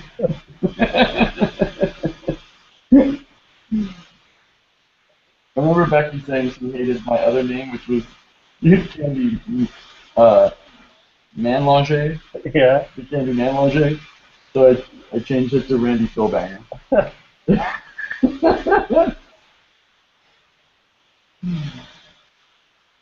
I remember on Hilarious House of Frightenstein, there was a character called Harvey Wollbanger. Yeah. And I just thought that was funny. So I was like, Isn't that a drink? and yeah. I was like, how about Randy Philbanger?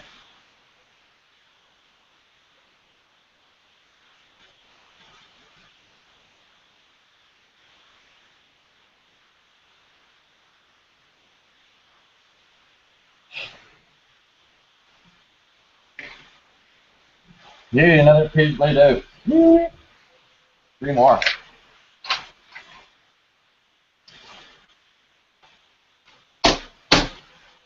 God damn, these pages are crazy.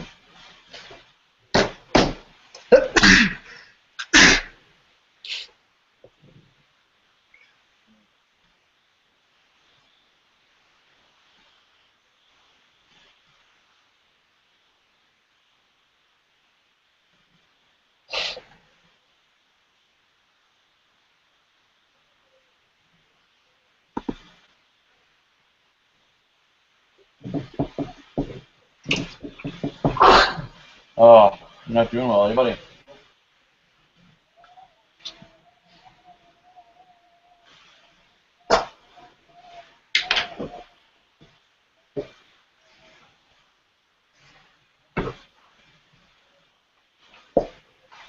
Alright.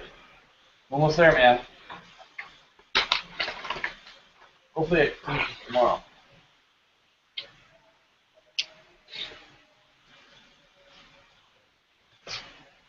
These are basically pencils, though.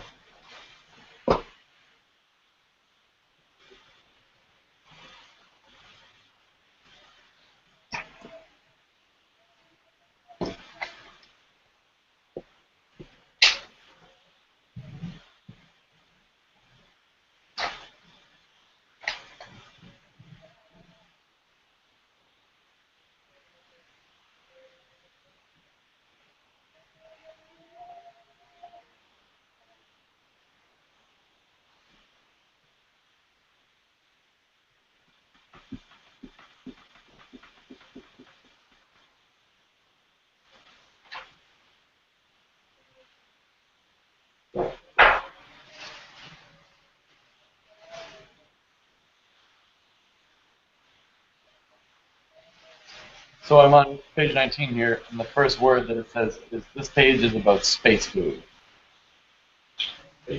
Space food.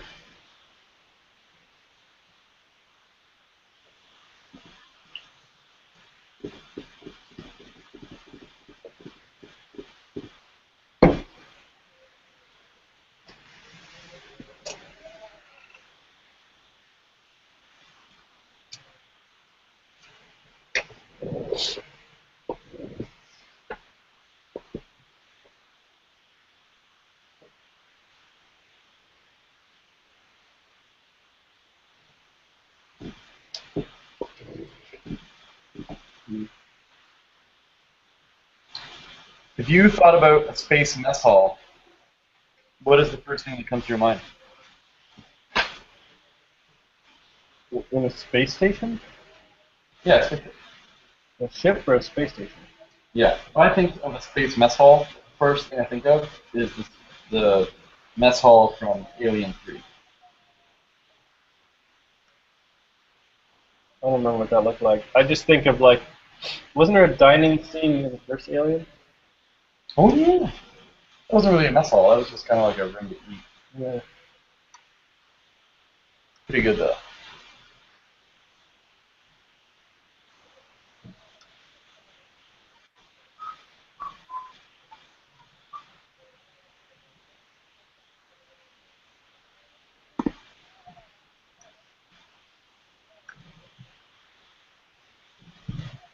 Bangin.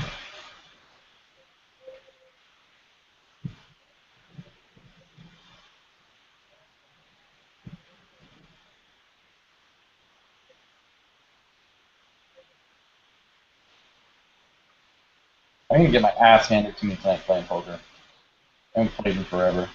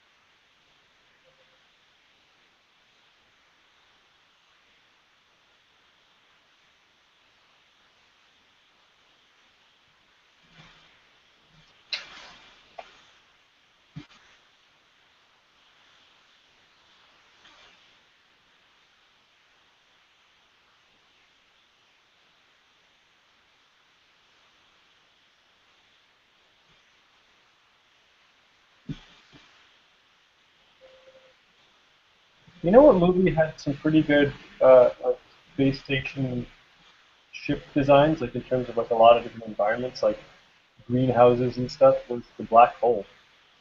Yep. It's got some pretty cool stuff in it. Yeah, I have that movie. The best part of the black hole is on the bridge of the black hole, in behind the characters, there's this really crazy kind of like the artist is Miro?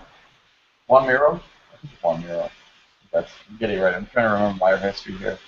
But it's a really trippy like 60s aesthetic to what's going on in the like behind the computer stuff. Mhm. It's meant to look like all like wires and gadgets and stuff, but it's very artistic. It looks really, really cool. Um, that scene in particular is one of the it's like I'd love to have that somewhere in my house, and I'd love to have the relief sculpture that's in. I think it's from a Frank Lloyd Wright house, but in Blade Runner, his apartment, Yeah. all the walls have that like relief sculpture all over it on all the walls. I always wanted to have that. If I owned my own house, I would do crazy shit like that to it. But I don't.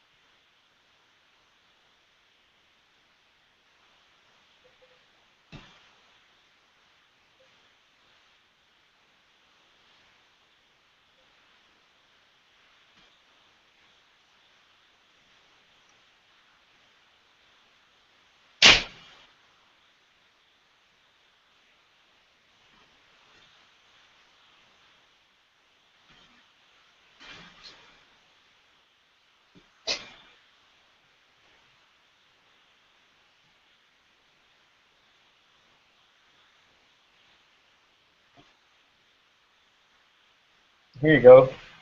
Someone says stainless steel dining tables and no taps with running water.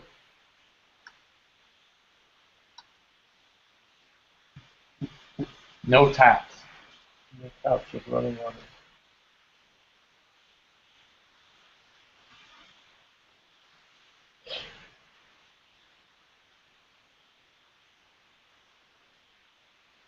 Hmm.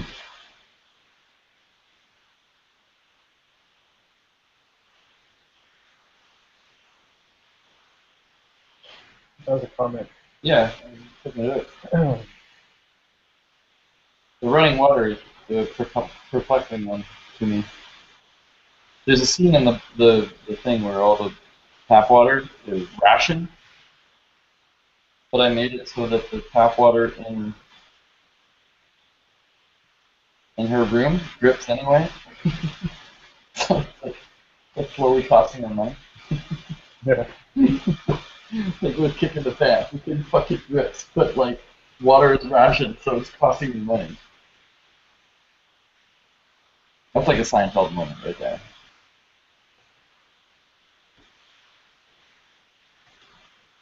No, it's with the space tax. What's the space tax?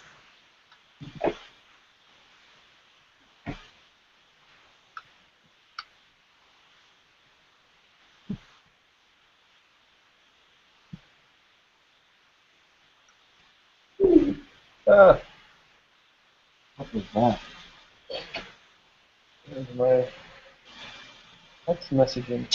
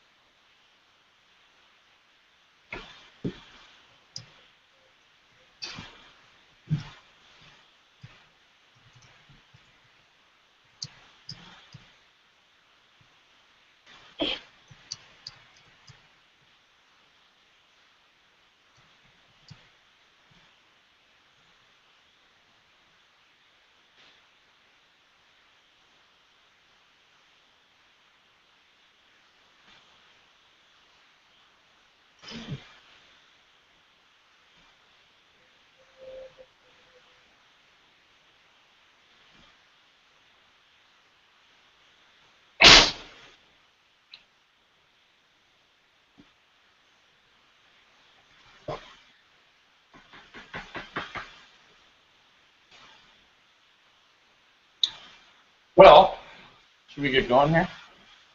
Yeah, I think so. Are you gonna stick around and keep working? Oh, I'm gonna stay till 6. Okay. When were you gonna stay till? Yeah, until I finish this page, so another couple hours. Yeah, I said to Matt, I was gonna stay till 6, then go home, walk the dog, and then walk back up to the poker game. That's my plan. So, I think we're gonna sign off and then spend the rest of the afternoon listening to shitty 80s new wave music. Or metal. Sign off time? Sign out time. I'm just sniffling a lot anyway. Oh, you feel bad. Okay. Alright. But, Later, everybody. bye, everybody. Thanks for hanging out. Yeah, later. Have a good one. If you have any questions, find us on Twitter. Alright.